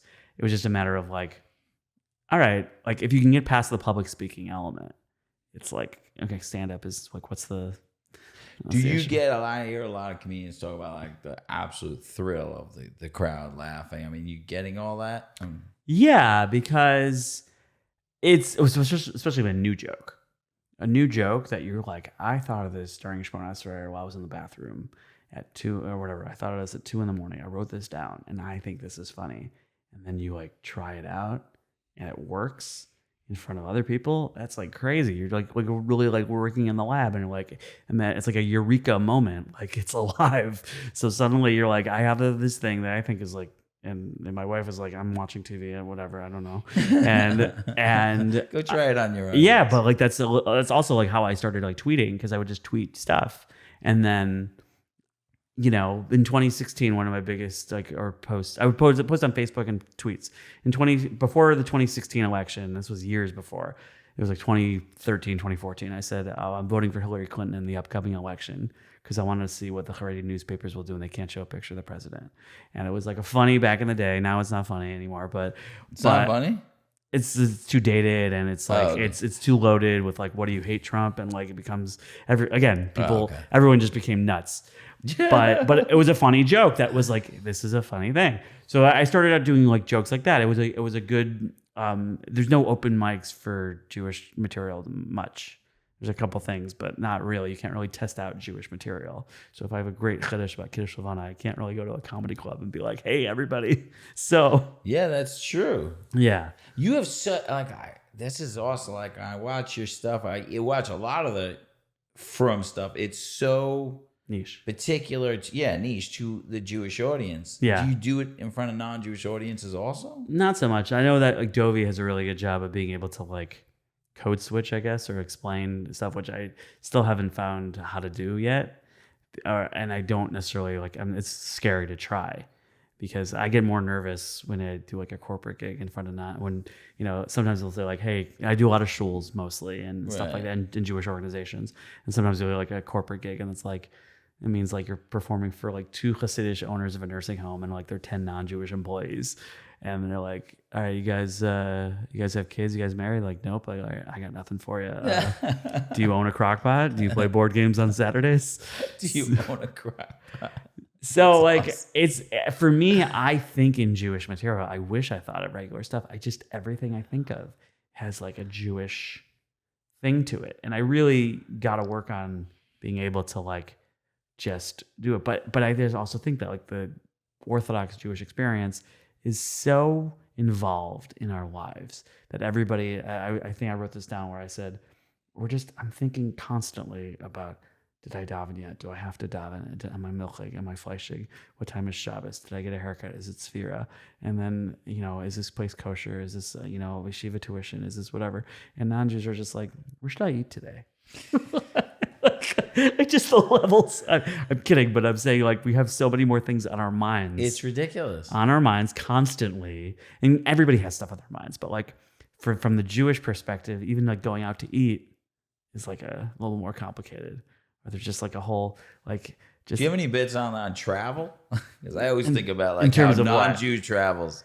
I have a bit about non-Jew travels is like you just get in a car and go. Like, well, I say about kosher vacations, I said Jews don't have kosher. Kosher vacation is just eating tuna in another city. It's like, oh, I've never had deli at the Grand Canyon before, And like you talk to a non-Jewish person, they're like, oh yeah, like we went to like this little cafe in Ibiza, Spain. It was beautiful. And I'm like, I know what you mean. We climbed this volcano in Hawaii and we could barely finish our tradition soups, So like, yeah, your entire life is different than mine. You can go to any restaurant you want and go anywhere and not worry, hey, how do they feel about Jews here? What's the kosher situation here? All these things, is there a minyan or whatever, if you have to do that or whatever, all these different like cheshbono, like different calculations in your head that we have to constantly think about just doesn't.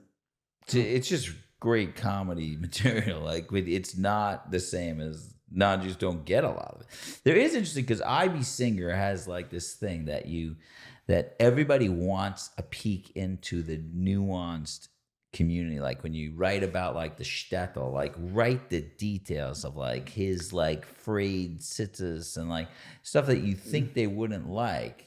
But people want a glimpse into the unknown of your community. Well, some of it, you have to make sure, again, same thing with like the Israel stuff. You have to make sure it's like in good faith, as opposed to people just like being a characterization of being like people like, ever read the book People Love Dead Jews?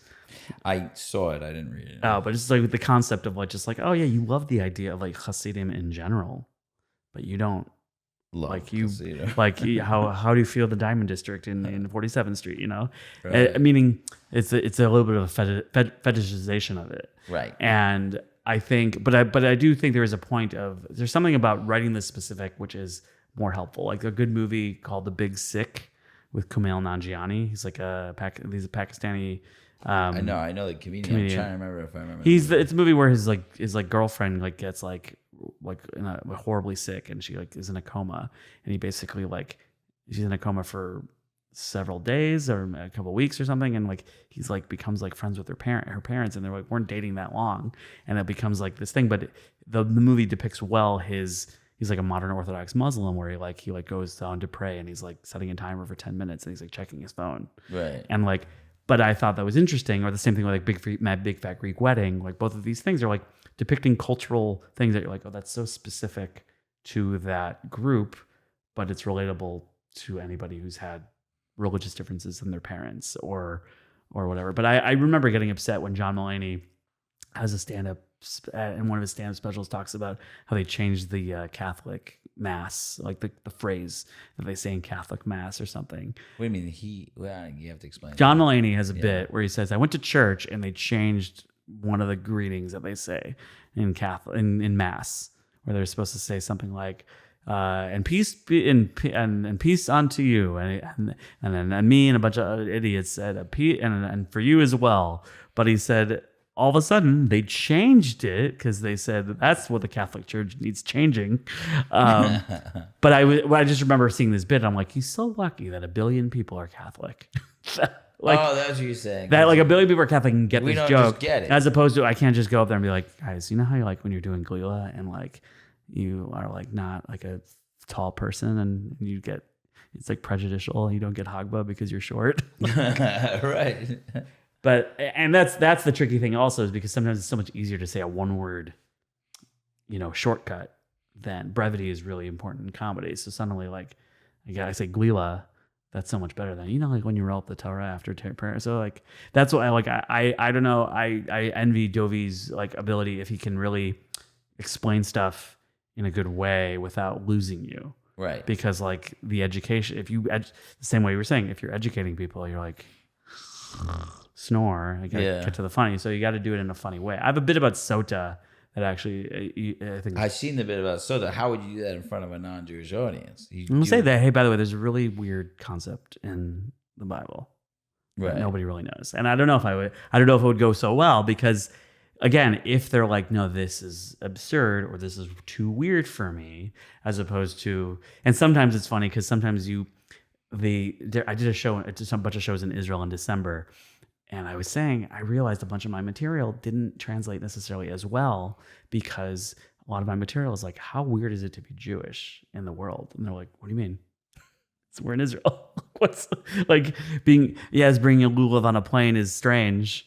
But like, it's not a big deal. You're in Israel. Everybody's Jewish mostly. And so many people are Jewish. Not strange though. Like the fish out of water is no longer existent. So there is a whole different, there's that challenge of like, or sometimes again, you're speaking to a yeshivish. I have a whole bit about how the word knedel was like the winning word in the National Spelling Bee like several years ago. And I say like, okay, like. Was it actually? Yeah. Okay. Yeah. And like Chaland was one of them recently. And like many years ago, so I said this Indian kid wins with the word knedel, and I feel so bad for him because he probably studied the dictionary backwards and forwards, the English dictionary, not the Yiddish cookbook dictionary. Right. And it's just like, how did that go down? They're just like, all right, your final word is the word knedel. Can you use it in a sentence, please? Sure. Knedel. During Shulchan Aruch, at my Pesach Seder, my bubby always makes sure to put an extra knedel in my matzo ball soup because my family eats gebraks, knedel. And like you do that in a yeshivish crowd, they're like, that's not so funny. Like these are words that we always use. Right. The weirdness, highlighting the weirdness of like the angle of like, okay, this is weird to a non-Jewish audience and to a language or a Hasidic audience would probably also the same thing. I mean, there's a whole, I have a whole thing about challenges of the different audiences also because it's like whether or not they're familiar with stand-up, what's your frame of reference? Does your average Hasidic person go to a stand-up show? No. They don't. They don't. So they don't understand the like back and forth conversation. It's like, I speak, you laugh. I speak, you laugh. You don't interrupt. Is that what have you done it No, before? I've done it. I've actually done it for like a Hasidic infertility organization, which is really tricky because there's literally a mechitza in the middle, and like you really have to be really really careful what you say in terms of everything. Right. And I did 40 minutes. It was really great. I'm sure one person got really upset because I said the word like toilet or something. And again, everybody's got sensitivities, but I'm very much, I'll stand by. I'm one of the cleanest comedians you'll see. Are you? I think so. I think for sure for Jewish crowds and in general, Do you have not clean sets or you just not don't really make them? Not really. I don't like Nate Bargatze, who's like the king right now, whatever. Right. He Dafka makes a choice. So like, I want to be clean and whatever, and not to curse. I kind of make that choice too, where I'm just like, oh, I can't. Like this is my grade school, elementary school upbringing of like, oh, that's too dicey to like bring up, and I'm like more sensitive than that usually. But like, I'll say stuff that's like edgy, where I'll say something like, which I don't usually say, but like if it's like I want to do like a Shalom Zachor bit or a Shalom Zachor crowd or something where they can handle, or like an all guys thing, maybe I would toe the line a little bit more and be like, talk about things in Tanakh that like rabbis brush over. It's like, how did Yehuda's two sons die for asking too many questions? All right, like we're not That's a good one. Right, but like you have to know that story. That's a good and whatever, and yeah, so stuff like that. So like I can kind of toe the line, but I still try to be I have a whole bit about men and women counting days for Nida, how women and men count days very differently. Women are like, I think it's the third day. Men are like, no, it's the fourth. I'm very certain. Very certain. You ask a man, when's his anniversary? He's like, I don't know. When you go to the mikvah? November 28th. I have it marked in my calendar. So that can't go in front of every audience. You're saying non-Jewish or well, non-Jewish. Gosh, it would be so interesting. Some of it is just like I think what I should be able to do, and I really got to work on it. The problem is that if I do gigs where I'm just like at a Young Israel of whatever, I'm just like, all right, guys, I'm not gonna like explain Nida to you. I mean, some people I need to explain Nida to. Right. I used to say I had a whole bit about COVID. It's like Nida. And you're like counting 5 days and then 7. You're like, when was day 1? When was day 0? Or I was like, can you be a little? I'm trying to be more makeable as possible. Husband's like, can you take another test before sunset? That'd be great. So that's funny because it was always 14 days. So right. It's like the most machmir. Right. I said 7. Well, that's what I said. So I thought of that because the CDC at one point they said, oh, we're changing it to 5 days, and then I just quote tweeted it saying like, yeah, but at the end of the 5th day you still have to take a test before sunset or something like that. And like everybody was like, oh my God, we're like, how is this not like that was so interesting. I was like, how is this not the most obvious thing to everybody? Right. And people just like, how are you not thinking that this is exactly Nida?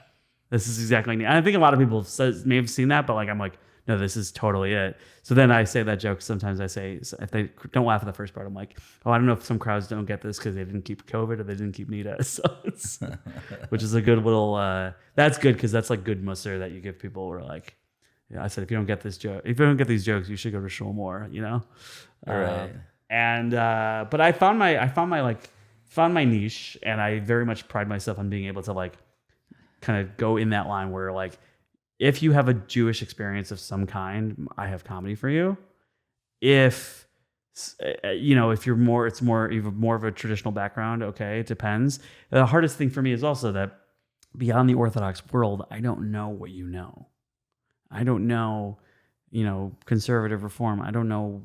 Depends where you went to school and how bad or good your school was. Right. I don't know what things made it to the other.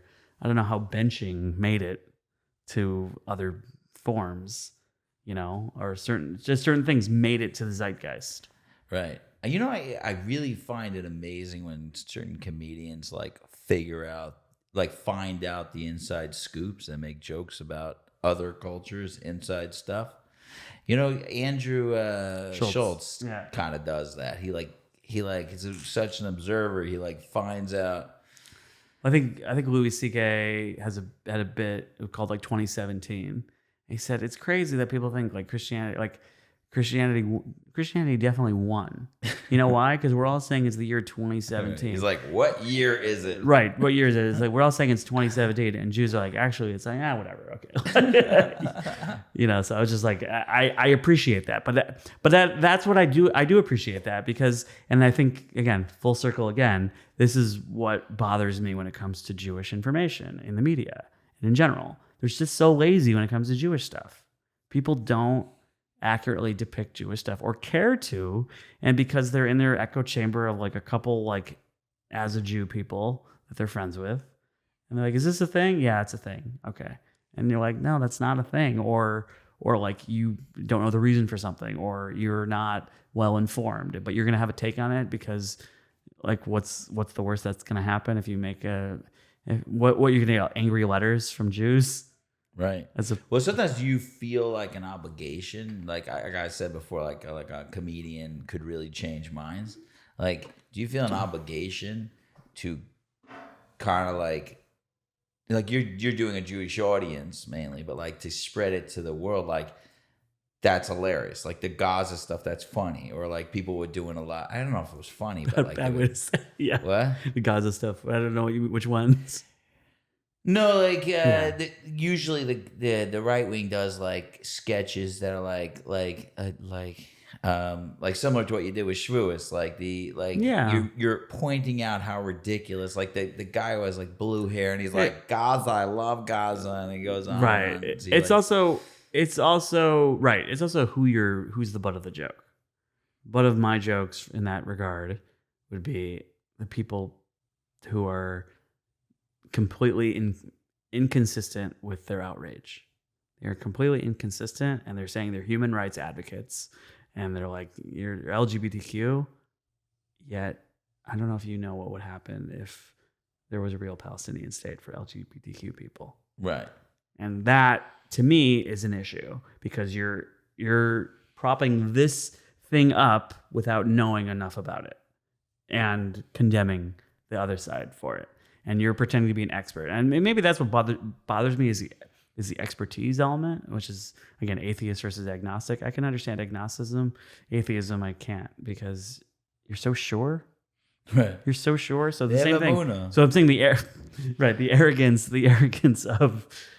of the people who say like, oh, like I know what I'm talking about with this kind of stuff, or like everybody is Palestine, and like it's garbage. Garbage in that because you're just like it's like platitude. You're just saying things, and but I don't to answer your question in terms of like, do I need to spread a gospel type of thing? I would like to re-inform people about Judaism in a little bit. I think some of my popular material is good because it really disarms what people think about Orthodox Jews. That I think people think of Orthodox Jews as very stiff, not good sense of humor, because they think of Orthodox Jews, they think of just like very serious Hasidim, and that's mostly or whatever yeshivish and like just like right. very, as opposed to like me, who I'm like, yeah, I'm not a great Jew necessarily. I'm saying, but I daven 3 times a day and stuff like that. Like there is,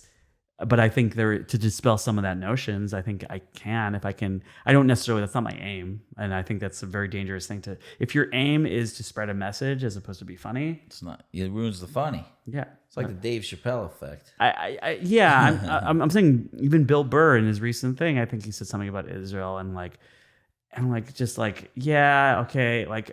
Bill Burr 20 years ago could have easily made the same argument for Israel.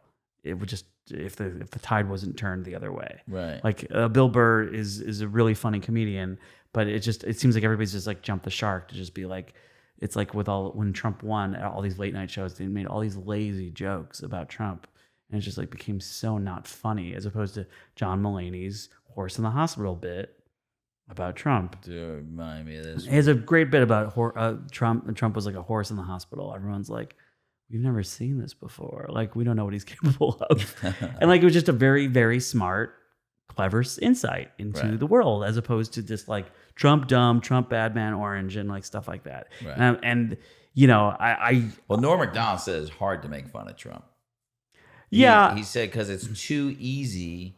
There's so many low hanging fruit that they're not funny. Well, the same thing with the world also now. I'm saying with like the world is so confused and backwards in so many ways right now. I think more so than in my lifetime for sure, that it's hard to make it funny because you can't be more ridiculous than the reality. Comedy has to be a little bit more ridiculous. Right. And so to out-silly the world, I don't know. The world's like almost like inmates are running the asylum a little bit. You know what I mean? Like someone gets up at an NYU graduation and says, everybody, because, Palestine. And you're just like, the Simpsons. Are you a Simpsons person? Not completely. But like back then, I don't mean whatever the show is now. No, I don't follow. I mean Misora Simpsons. Like okay. Whatever. There's an episode of The Simpsons where Bart is on Krusty's show by accident, and he says like, I didn't do it, and it becomes like his catchphrase, right? He has like 15 minutes of fame. He's like, I didn't do it. That's what becomes a thing. So then he's literally in school, and there's like a meme like this where he's just like in school, and everybody's like turning to him like, say the line, Bart.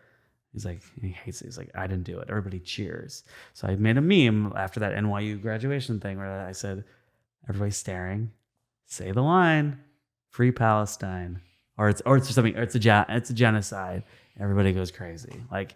Because again, there's just these buzzwords that have lost meaning, and you really believe it? Okay, talk to somebody who's actually like Israeli and actually like, or like don't silence an actual hostage and like talk, who wants to talk about it and things like that.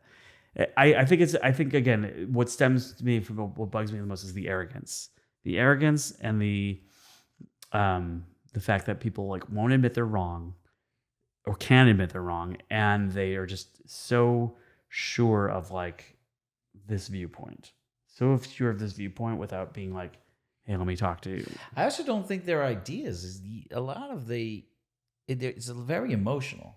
It's like kids are dying, babies are dying in Gaza. It's a genocide because it looks like a genocide. Why? Again, that line of like people waiting for the food with the American-Israeli thing. It's like everyone's like comparing to like Nazi Germany, and you're like, I don't know. Palestinians are actually getting food as opposed to Hamas hoarding the food. Right. But like, right. It's a little bit of a, Ben Shapiro's thing of facts don't care about your feelings. It's a very apt line because like it feels terrible to me. Feels terrible. No. I'm saying, but the feeling of terrible makes it more important than anything else. Right. Greta Thunberg doesn't care that all these arson balloons or how many fires were lit in Israel, causing countless amount of damage to the environment. But Palestine, right? That's what I'm saying. You pick enough apart, and you're like, oh, you're just full of it. And so that's the thing that bothers me is the you're pretending you care about this issue. You care about human rights, right? So what about all these Israelis that are currently trapped in Gaza right now?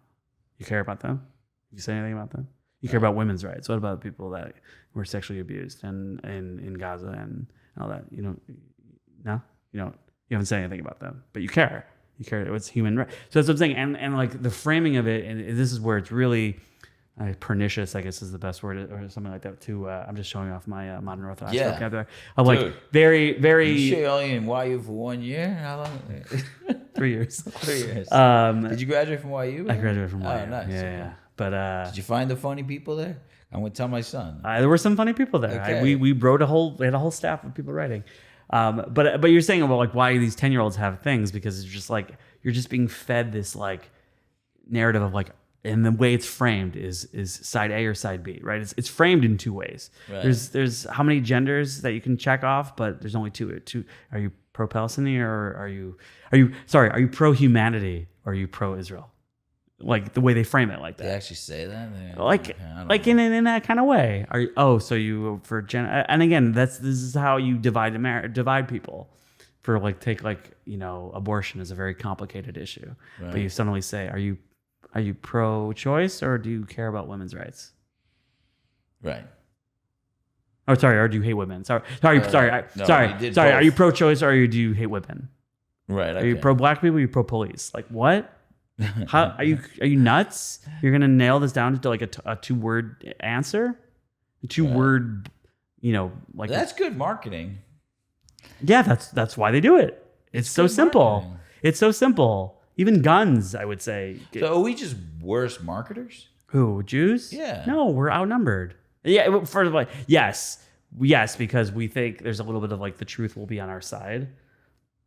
In the age of AI and whatever. Well, when I went on a tour of Israel a long time ago, and northern Israel, those getting bombed by the Hezbollah. Not so much anymore. I don't know. There's no more. Yeah, Hezbollah, Lebanon. Yeah, but they're getting bombed. They have a policy that the day after the bomb goes off, they fix everything because we're not victims. Right. Is that a time? Yeah. That was the alarm. You have a policy they that have the a day policy after. to fix it the day after. And they had one in Kiryat Shmona, they had one building they left still bombed to show people what it looks like to be bombed. And I'm like, this place looks gorgeous. There's no bomb effects. And we're like, we're strong. And I'm thinking, it's not good PR. But it just doesn't work. But it doesn't work. It doesn't work because again, you're outnumbered. There's how many 15 million Jews in the world, maybe, and you're outnumbered by just. There's a lot of people who don't like Jews, who are. It's very in their best interest of all of Qatar and Iran, the governments, to flood social media with bots and universities with just so much propaganda and information, and Israel's the worst. And we're far enough away that Israel's actually done a good job, for the most part, of protecting people from terrorism overall, that we're far enough away, thank God, from, with the security fence or barrier that, like, the word intifada The reason Intifada doesn't mean anything to a college campus student that's not Jewish is because they don't remember Sparrow.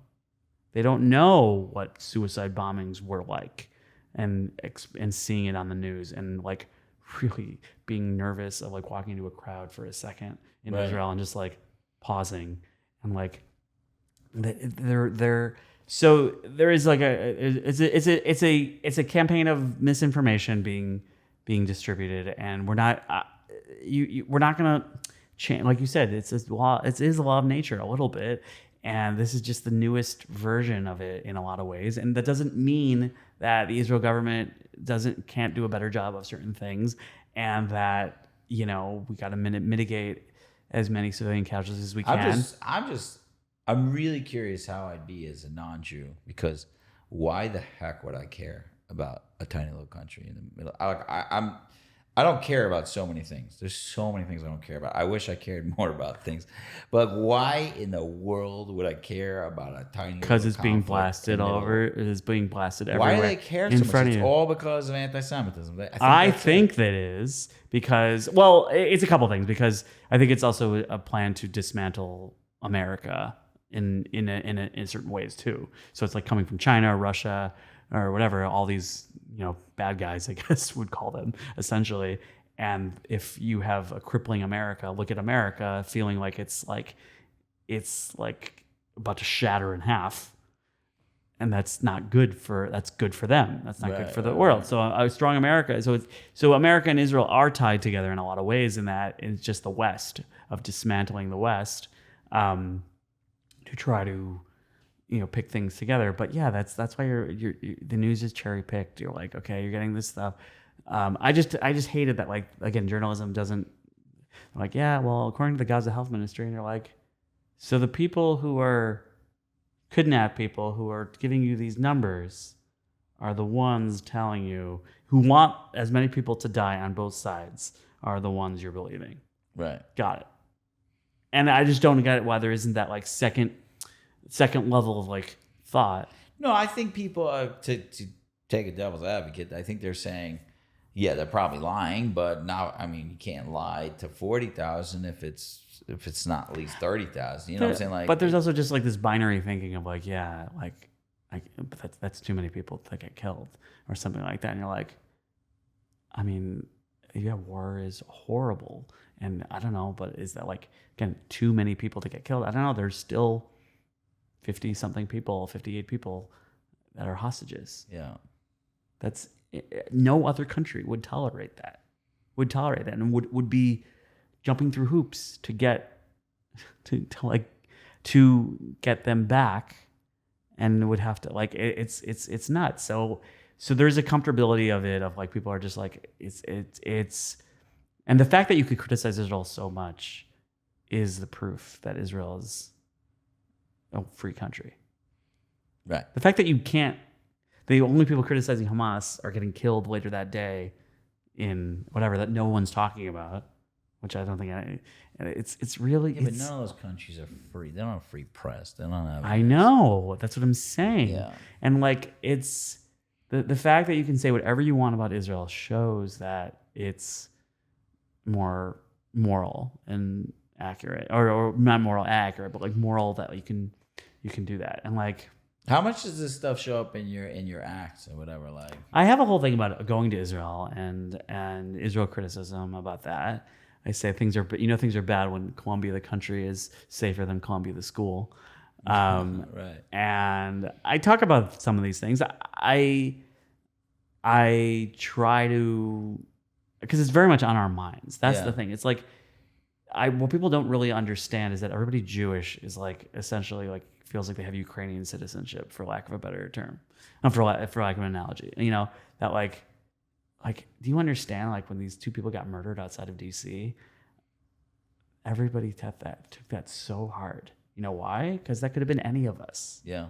Any of us. And I knew for years that the Pittsburgh Tree of Life shooter could easily have been a Free Palestine person. Could have been, easily. Right. And so it's just,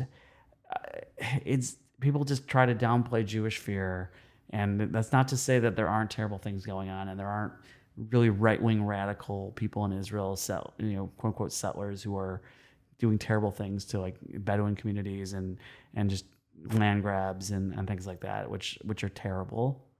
But like this notion of like, if you support humanity, you support Palestine. Like that's basically like the marketing. Right. And so you're automatically like, again, you're walking outside of Trader Joe's and it's like, hey, how do you feel about humanity rights? Yeah, you're good? Okay, so you hate Israel, right? So you're gonna, like, they just give you that, and you're a regular person, and you're just being fed this thing because there's tons of money in the marketing, which is what they accuse us of doing. Right. So let me ask you a question. Why don't you have a podcast? Because first of all, guests, but also I thought comedians have always had podcasts. I'm a podcast guest. You're I'm a a podcast podcast guest. I can talk about, because I like talking about different topics too. And Right. though this one just set me off because this morning I just read the Humans of New York thing and it just completely. Yeah, you came in. I came in. Vengeance. I'm like so mad because it's just like you're talking to Turi Karta. I know the podcast because like I don't know, I could rant for an hour. I would never be able. All right, guys, we're gonna stop. We're 4 hours in. There are all-night Shavuos ranting about Israel and the world and why I need a real job. So you didn't answer which is the funniest group of Jews. I talk about sense of humor. I'm curious about that. What are my options? Like, Well, first of all, what's the funniest audiences? But the problem is you're probably not in front of every audience. But that would be, yeah, I mean, again, Which one gets the sense of humor the most? my sense of humor, I would say, again, the crowds that are like me, probably like a 20s, 30s, 40s modern Orthodox crowd is probably like my wheelhouse. That's right. Okay. But traditional Jews are great in the ones that I have had more limited experience performing for like conservative audiences. Just I would love to, but I also, again, I don't know what jokes they know, but I opened for like Mark Schiff like 6 years ago at a conservative shul, and it was like I did 15 minutes or 13 minutes, and it was phenomenal. And Really? I'm just like, oh my God, you guys have never really heard a good Jewish joke. Like, because I also think they're probably what passes for what what bugs me is the Jewish milquetoast comedy. Jewish I call it milquetoast Judaism, where it's like, you know, people like bagels and lox jokes, like very generic, Yeah. like superficial, like this is your whole identity. We call it the Borscht Belt type of jokes. Maybe Borscht Belt is a little bit like, at least there's like Jewish culture in there. Yeah. Some of this is very much like cheap and like that's it, and like cheap bagels and like doctor, like that's your entire act, and it's just like, okay, like no, get into the talk to me about why sota whatever, like you know. So I would think the audience is I mean, again, like you know, Sephardim probably have a Sephardim have a good sense of humor, but I sometimes I feel like an outsider when I'm just like, hey guys, I'm very Ashkenazi, is that okay? Like, but I did like a Persian shul in like February and it was great, and like, but I was just very much like talking about like, I guess I did research on Persians, and I was like, I very Ashkenazi, so please don't throw lahmacun at me or whatever. Like, Right. But And they're like, that's Syrian food. yeah, right, exactly. Like that's the thing. I'm like, I'm feeling like an outsider, and I don't want to go outside my realm. But I think again, for me, most of my experience is Orthodox audiences. Yeshivish, I think certain Yeshivish, I think Flatbush are cool, but then I think sometimes you get into the Lakewood crowd and they're just like, you know, make a joke about Kiddush Shalom, you're like, you can't make a joke about Kiddush Shalom, like I just did, like, you know. I think Dovi navigates that well of like getting into the kishkas of like the semi yeshivish community, because again, that yeshivish is a broad thing. Yeah. But like I'm talking about like, I guess you're like Waterbury, Flatbush crowd of people that like are in the world, but like I think there's a certain contingent of like people that are like I think some of the yeshivish contingent, and this is gonna really get me hurt more than anything we'll I said make a about clip Trump, out of it. where I said I think the yeshivish world is like, looks at the modern Orthodox world, they're like, we're not gonna be like them. Look at the Hasidic world, they're like, we're not gonna be like them. We're just gonna be in the middle and unhappy. Because like there is this thing of like, all right, I'm gonna make a joke about this. You know, L's in like 4 months. You can't make a joke. Like It's just there's a thing. There's a seriousness. I think Dovey said this on one of his reels also, like where he, and I was thinking of this too. It's like there's always like the timing of like when you can't make that. It's a Sarasman Tshuva. You can't make that joke. Come on, it's Pesach Sheni. You can't make that joke. Like, right. I have a funny thing that also I think get me in trouble is that I went to Or Sameach. That was like, but I was a from birth, so I'm from birth in Or Sameach, which is weird. Oh, you're like, I already know this all. Yeah, I know. No, but I was coming back. It was That's after great. I went to Neve. I was like coming. I was working my way back into Judaism, and I went to Or Sameach, and it was very hard. It was like similar to my experience, my son's experience in YU, where it's like. So I was like I was trying to explain to someone the difference between FFBs, from births and Baal Tshuvas, and what I came up with was sense of humor. Like from birth, they're just cracking joke. Why do you think? Yeah, why do you think Baal Tshuvas? The Baal Tshuvas was so serious; they didn't know they're allowed to crack a joke. The Chazan is like closing his eyes, davening, and every from birth person is dying. Do you think that's? Oh, yeah. And they're thinking like, "Wow, how inspiring." Do you think that's? Why do you think that Baal Tshuva thing is because of overcompensation? I think that it's like it's almost irreverent to make fun of anything because it's like brand new and it's like this is the best thing that ever happened. I'll give an example. I was sitting. This is from our birth.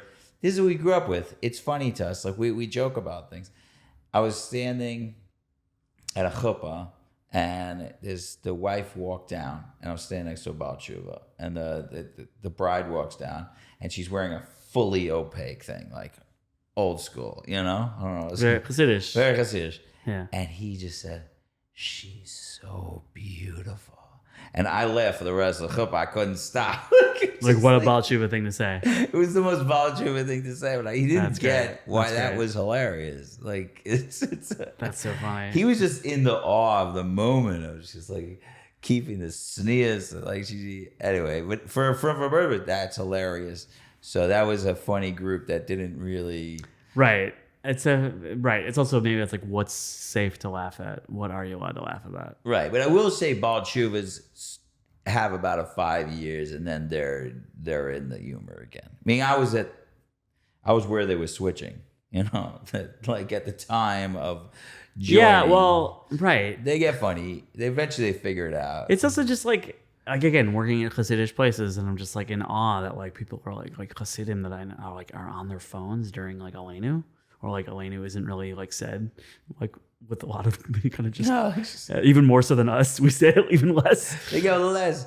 I want to tell you like yesterday I went to Spa 42. There's a totally Jewish spa, guy spa in Monroe. All Hasidim, the best. You got to go over there. I think I almost did a show there. It's really for a fundraiser. Fantastic, just great. I would recommend. I was there till like 1 o'clock in the morning last night. I just loved it. They have cholent. It's like in a spa. I literally, I said, I think I have a bit. I haven't told this on stage, but it's like the difference between men and women going to the mikveh. Women go to the mikveh, cover of darkness. We're not supposed to know. Men are like, look at me. Who wants to go? Everybody. And like, oh my gosh, it's like tailgating. They just. Guys mikveh is the funnest time. To explain It's that so to funny. a non-Jew, the mikveh experience. That is a good bit. I say something. I say at Erev Yom Kippur. This is a joke I came up with years ago on Erev Yom Kippur. And before I get into full serious mode, I try to be serious in Yom Kippur, but on Erev Yom Kippur, I say whatever you have to see at the mikveh, may it be a kapara for anything you shouldn't have looked at.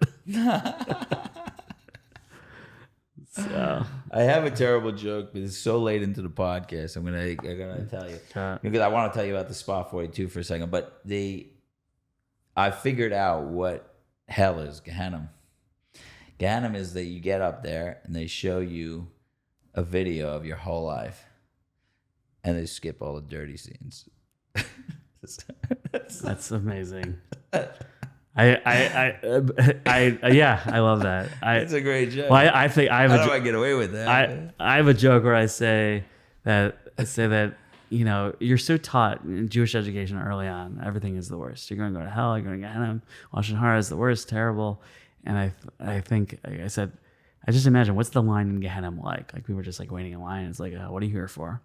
I killed 6 people. What about you? I took my tzitzis off while playing at basketball camp. Really? And that's the same thing? Yeah, it's a weird scale. It's a weird scale. It's a weird. No, what I'm saying, I'm sitting at Spa 42, sitting in the Schwitz with a bunch of For guys. some people, that's Gehenna, by the way, just That's for the record. All right. Oh, geez. Spot 42. Spot 42. It is not Gehenna. It was awesome. This is the most charming place you've ever seen. And this is not, they're not advertisers. But I was sitting in the Schwitz with a bunch of Hasidim. We're around the fire. They have fires going and stuff like that. They're the funniest people on the whole planet. They didn't get into the scene yet, but they're just cracking jokes the whole time, like loving life. I just find them to be a hilarious group of people. Well, this is their like kiddish club. Everything's their kiddish club. Yeah, but that's really their kiddish club. Oh, the Spot. It's also 42? because again, they really have the gender separation. So it's just like for them it's your boys. You're hanging out with your boys all the time. So it's like it's their kiddish club, it's their poker game. It's just hanging out. Yeah. And so there's a lot of hanging out. And I think my yeshivish comment are stuck in the world the way modern Orthodox people, but their own version of it. Because yeshivish people are grappling with what they are, with some certain sense of like, where are they on the scale? Right. Modern Orthodox people, they know, like, all right, we're like very a la carte Judaism. Like, we're going to take some of that, in a lot of ways. Right. And I think it's very serious. It's not. not. I got two questions. We got to end. We got to end. Because it's Friday. It's Friday. And I don't know when this will come out, but today is Friday. Today is Friday. First of all, I have to ask you what you think about Norm Macdonald. I didn't appreciate him as much until after he died because I didn't know. Because again, when was he on SNL? Oh, my 90s. Right. Early 90s. Right. So I'm like a little too young. I'm born in 89. So like even like the OJ trial, I kind of remember some of the OJ stuff, but like I know that like he made it his mission to make an OJ joke all the time and he got fired for it. And I really respect that. Yeah.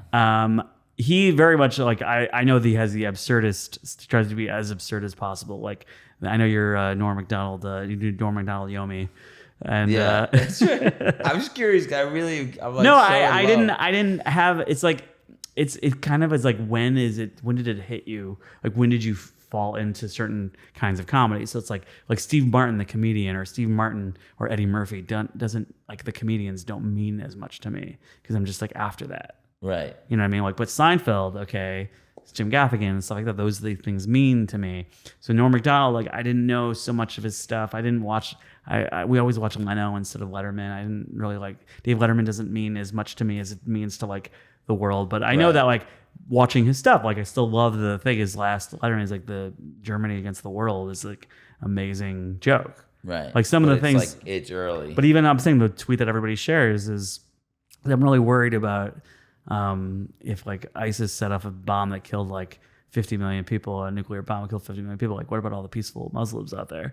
Like that's the joke that everybody keeps like sharing, and they share in that situation. So it's like he has some really good chidushim from again because you could tell again he also had this like outsider's perspective of let me make this as so who's your Norm Macdonald? My Norm Macdonald.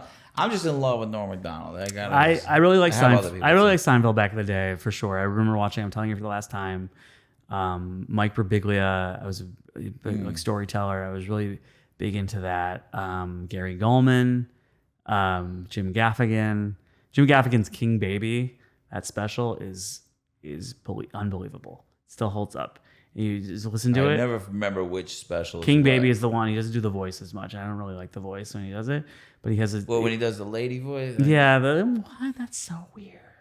So I'm not into that so much. But the King Baby special, he has the best bit about circumcision. He says he's like those challenges in the. He said my wife told me in the Bible Abraham circumcised himself. He's like, wow, I can't even get to the bank before it closes. And he's like, those challenges in the Bible really take a leap in difficulty. It's like, don't eat this apple, build me a boat, cut off part of your penis. What if I build you 2 boats? And he's like, how did his wife find out he was getting out of the shower? He's like, honey, what the hell have you done? He's like, God told me to do it. If God told you to jump off a bridge, if God told you to sacrifice your firstborn, oh yeah, by the way, we got to talk about that. I'm like, brilliant. Genius. Brilliant. So I it's like an amalgamation. I don't really have like a one you person. I have a I mean, I guess even early Chappelle. Even early Chappelle was great. Killing Him Softly, one of the best specials. The Sesame Street characters. Right. I mean, Oscar, you are so mean. My trash can.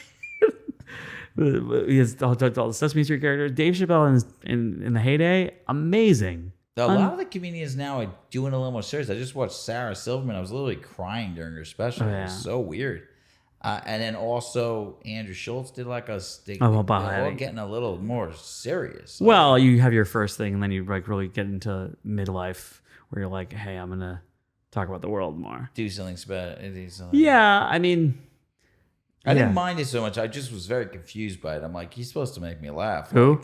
Like, both of them, like it was like it was. Well, you're like, expecting stand up as opposed to like more of like a Mike Birbiglia does more like a one man show thing where I just watched last night talking about like just came out like on earlier this week. Yeah. Oh, wow, it's called like The Good Life. Are you watching Mike Birbiglia's stuff? I do like his stuff. So his stuff is good. He has a whole thing about like his dad having a stroke, and it's like he's the one where his dad was a clown. Who's the clown one? Nate Bargatze. Oh, sorry, that's Nate Bargatze. I don't know why I mixed them up. They're both awesome. They're both good comedians. What was the other? You said one more question. One more question. It's the rooftop question. You're yelling from the top of a rooftop.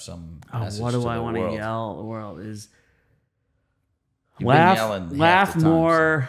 Don't take yourself. Don't be so sure you're right. What if God has the opposite? What if God has the opposite hashkafa as you?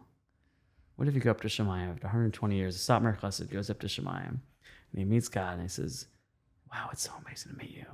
And God says, "Before we start, I'd like to say a prayer for the Medina." He's like, "Shit! Oh my gosh! Don't be so. I am right. Don't be so like have some nuance." And I understand I made some very bold, polarizing statements on this podcast as well. But I very much am humble enough, I hope, to say like, okay, maybe I'm wrong about certain things, or maybe I'm of a certain perspective. But like, don't be so full of conviction that I am right. So that way, be flexible to certain things. Be flexible to experiences.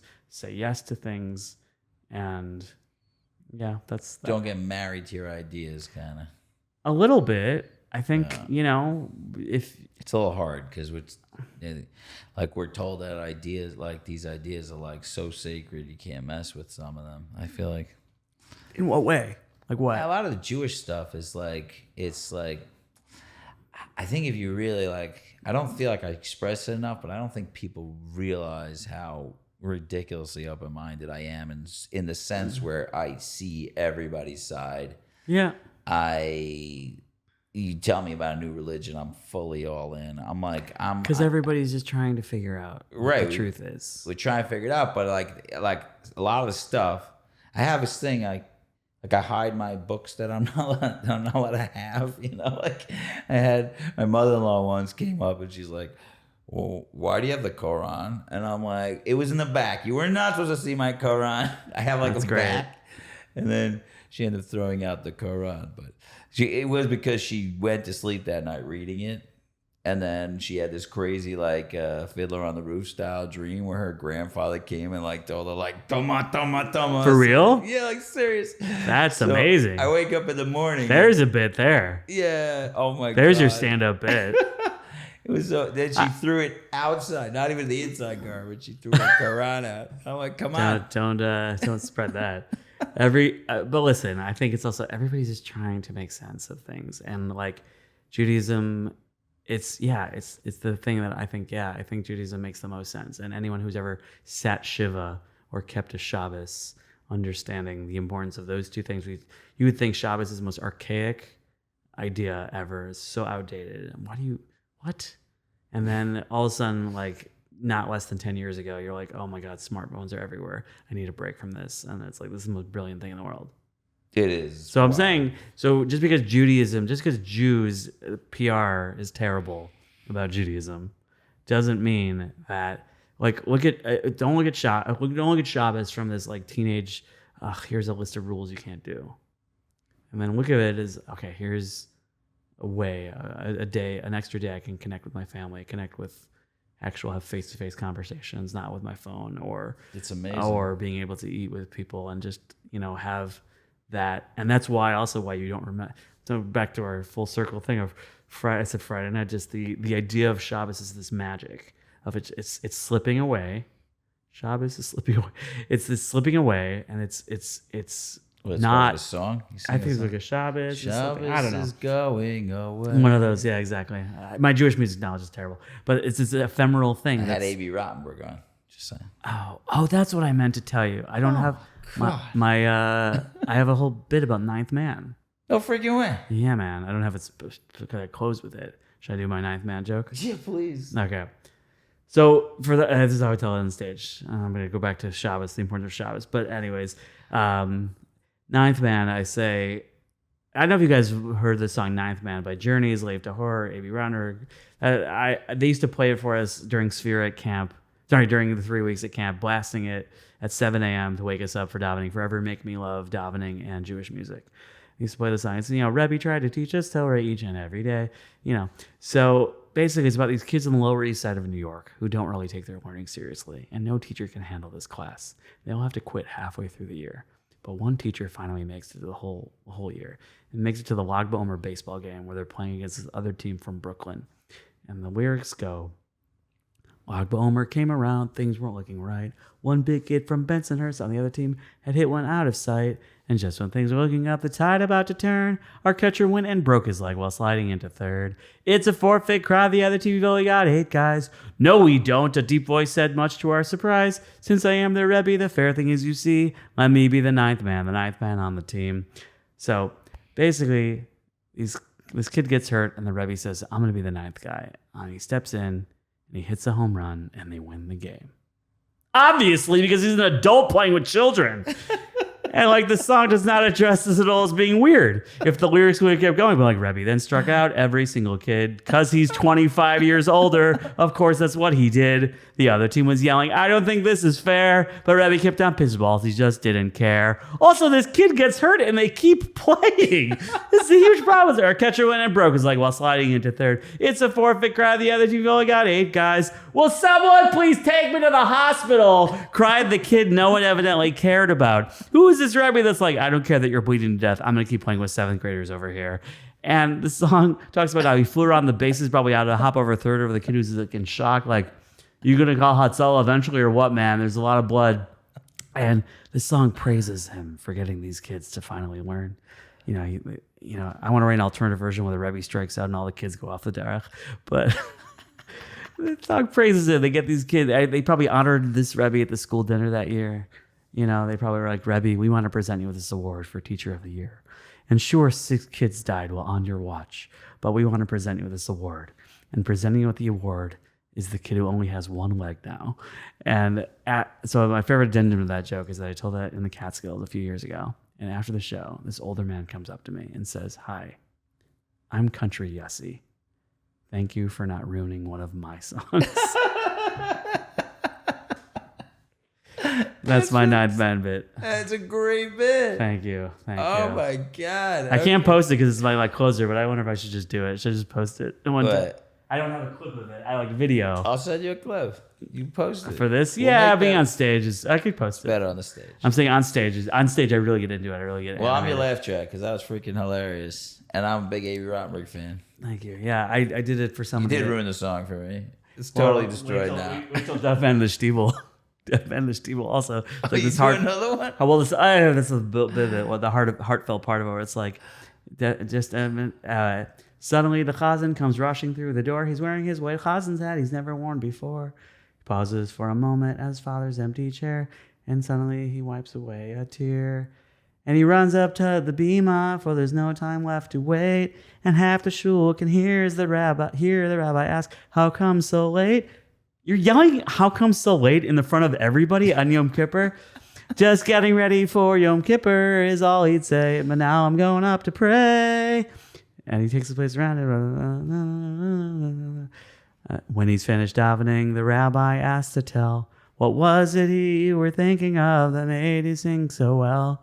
Well, you knew my dad was deaf, he said. Last night he passed away. It's the first time that my father's heard me pray. Now, The rabbi says, "Hey, normally you're terrible. Why are you so good right now? Why are he's the chassid? What is going on? Why does he have the job? This should be called tone deaf rabbi in the stiebel." So that's a working thing. Oh, you got that. Yeah, I love it. Butcher all the songs. I don't mean to butcher. It's just like I just look at it. I'm like listen. I'm like, hey, this is funny, and I think of it like again. I look at it from a. I also didn't know Jewish music growing up, so I really like. Oh, really? It was not my. No, so you don't have the reverence. I always thought it was like lame and nerdy, wasn't it? It was. I'm saying. As soon as I found out about I had 2 moments in my life. We're gonna conclude soon, but I had a few moments in my life where all of a sudden it was like eureka moments. One of them was like in 4th grade, someone handed me a non-Jewish novel, just like a real like Dean Koontz novel, and I was like, I read through that. I was like, I will never read another Jewish book in my whole life. What happened to the mitzvah in Yossi's basement? Like, All right. I'm like, I got labels for label. I'm all for you, baby. But this was like having, and also like non-Jewish music. Like I was really into, it was basically Journey's Destiny and, I don't know, Schlock Rock or whatever. I don't know what Destiny is. I know Schlock Destiny was like another epic thing. It was like Journey's, but it didn't get the same thing.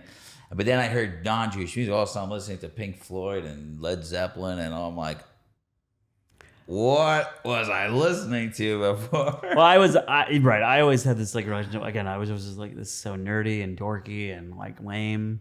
Like Jewish music, I always found like growing up, I just like, and it still kind of has some of that reputation, but like Yishai Rebo and Nissim Black have really they're changing. Have changed. I'm saying have changed the. Israeli music in general is totally transforming like the Jewish music scene because they're coming and they're doing quality music.